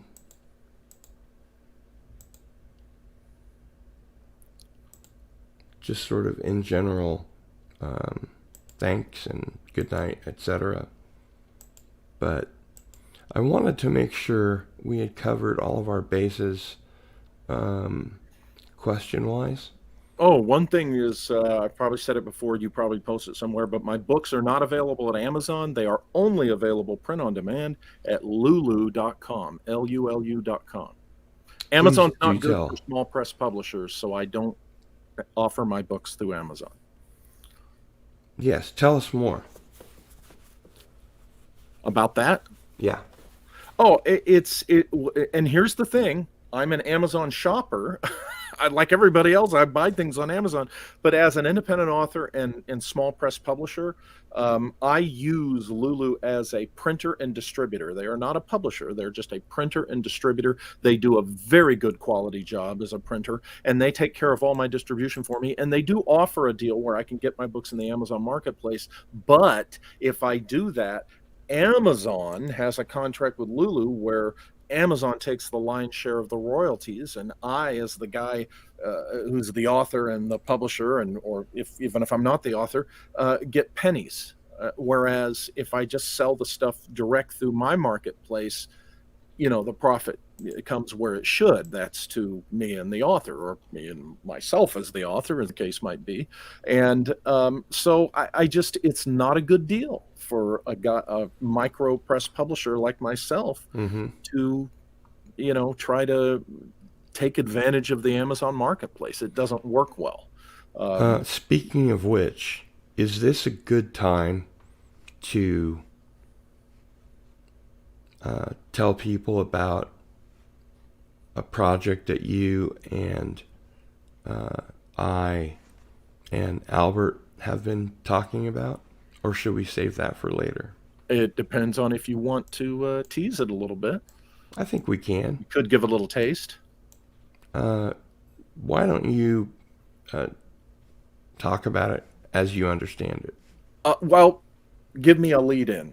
Okay. So So we're going to start using Albert Rosales' cases and write a UFO book that kind of sets UFO books on their ear. It's going to be completely different, and it's going to be written as if it's fiction, drama, but it in fact will be not just based on real cases, but Walter's experience working in the AFOSI and actual casework from Albert's files from then all the way up until, today. His last book is going to be including at least 2001. So, and then we kind of go from the important cases, why they're important, to the AFO-SI perspective. Yeah, and that's my unique contribution is as someone who has experienced a UFO, but also having been an OSI agent, giving the unique perspective on how OSI would actually handle, an investigation, a situation like that from, within the details, because the devil's in the details, and you'll get a realistic depiction of an OSI agent involvement, as opposed to the typical Hollywood TV. It's always some type of man in black or shadowy figure agent. No, my contribution would be to show more of the actual real agent perspective, but at the same time, being a UFO witness and experiencer myself, I'm coming from the perspective that most witnesses have, that's outside that organization. So I think that's where where I'm going to be contributing greatly to this, is from those two perspectives, a foot in both worlds, if you will, while bringing some realism to, In fact, I think the way that we might start it is to see what fits best into your knowledge block and write it backward from there, so that we can put in your experiences and work with material that is fact and not opinion. Yeah. Well, and the irony in that is, I left OSI in '99. I didn't have my UFO experience till 2014. But you also have that in your experience. You've got, 12 years of intelligence experience. Yeah. So yeah, I know how. You know how they think. Yeah, I know how an OSI agent would go about dealing with a report. Like if I, as Walter the UFO witness, went to Walter the OSI agent and said, I had this experience, I know how Walter the OSI agent would handle that from taking the report to processing the investigation to the really whole thing. Can you briefly walk us through it? Yeah, that's very interesting. It's very much as they call TV cop shows, procedurals. There's a procedure to everything. Somebody comes, they make a report. This is often called a complaint form, because most of the time somebody's coming to OSI, it's with a complaint of criminal activity, right? But if it's some type of weird sighting or UFO sighting, you would go to the OSI agent, and that agent would take that report and have to process it according to the process laid out by the regulations and the procedure, the operating procedure. And and that agent would then go to his or her boss, who's the branch chief. Usually it's called the BIB chief, the Base Investigations Branch Chief. And so that agent would go to their BIB chief and say, hey boss, somebody saw a UFO, blah blah blah, here's the details. Now you'd initially analyze it from the perspective, okay, did they see something associated with our base or the Air Force in general? Okay, that's the first question an OSI agent would have. And if you can't answer that question, that would be the likely basis that your boss would say, okay, yeah, go ahead and open a development file on this and look into it to see if it has an Air Force interest, as we say, or beyond that, a DoD interest. So then you would investigate it from that perspective. Just getting all the intelligence stuff correct. Yeah. Just like you would ask a scientist to help you. I think starting from your perspective of knowing all of these things, and then having a meeting with me and with Albert about how best to, not dramatize that, but write about it in ways that intersect best with it, that are also true and or documented, I think is a brilliant way to go. I have always argued that why go wild Hollywood with something where the actualities of the procedure have potential for drama inherently in them. There's a lot of potential for drama, and think about it. You're an OSI agent on a base out there, and what you think you're investigating is a mundane, okay, they saw an airplane that they didn't recognize or whatever. But then as you dig into it, you realize, wait a minute, that's not what they saw. What the heck did they see? So you're going through the regulation procedure, and yet the information you're getting is where the fantastic elements come from. And I also liked what you mentioned the other day about integrating the Men in Black into it, but not in the sort of, they're agents of the United States government. Yeah, blah, the blah, typical. blah. But from the paranormal aspect, which is the original Men in Black, kind of real. That they show up and they have pale skin and they say things like, "My energy is winding down." It's weird. What is time? Yeah, I mean the really high weirdness stuff. Yeah. That, as far as anyone can tell, is as true as any of the rest of it. I mean, it's not like, well, there's one photograph, allegedly, that Timothy Green Beckley took of a Man in Black in the 50s. But it could have just been a guy in a black hat. I don't know. Yeah, I think I've seen that photo, and I'm not convinced. But the anecdotal evidence of people talking about, having visits in the morning from guys, creatures, people, I don't know, that look like they have makeup on, and otherwise I think they would look sort of dead, strangely gray. There is something, and I've been wanting to get deeper into this.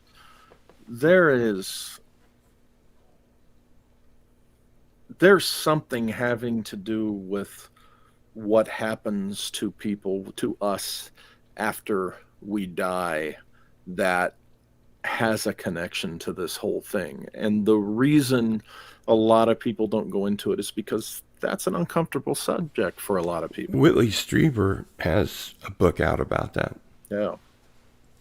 I haven't read that yet, and I want to, because he's one of the few, I think, that has approached this, and I think there's something to it, and that might be part of what's going on with the authentic Men in Black issue. And before he wrote that, I got an email from him, or a Facebook message, that said, but before he had even thought about writing that book, he sent me a Facebook message that said, "I think they have something to do with the dead," in that cryptic way that he has, Yeah. And yeah, I was like, "Oh, okay." I think they do too. I thought at the time he was referring to his wife Anne, who had died, right? And it turned out later that that was a thing too. But Well, I learned that she was kind of thinking that and going in that direction before she passed. So it sounds like something that they had discussed for quite a while. yeah, it was like a joint venture on Yeah. their part. And it's intriguing. It's intriguing to me, because, and without going into it, because it's just a too much of a detailed story, but there are threads in the experiences I've had, of which the UFO experience is connected thematically, directly, that there are threads in that, associating it with, for instance, when I had the owl experience in front of my house, it was in conjunction with a family member back east dying. And the 2000 Omens and portents. Yes, exactly. It's omens, not just of people passing, but also, omens of what's to come for you as an By the individual. way, are you familiar at all with the writing of Montague Summers? Yes. I love Montague Summers. Yeah. I might be doing a classic reprint of an old Summers book this coming cool. year. I don't want to say too much about it, but Yeah. that's kind of on the table.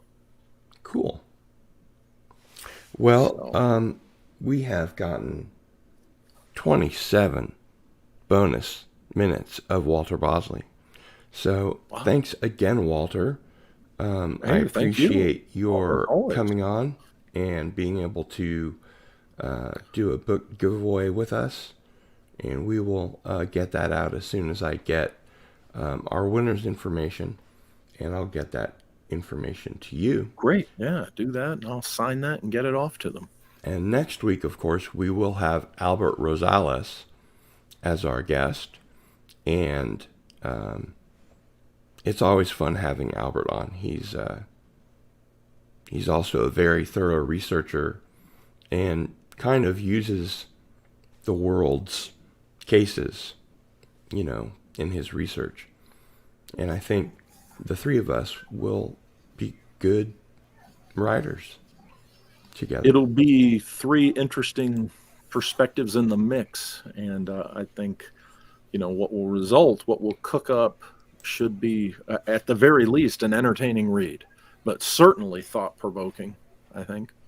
Yeah, I agree. And so don't forget to check us out next week. Same time, same channel, as they say. And that's it for today. So it's Cardinal Sin.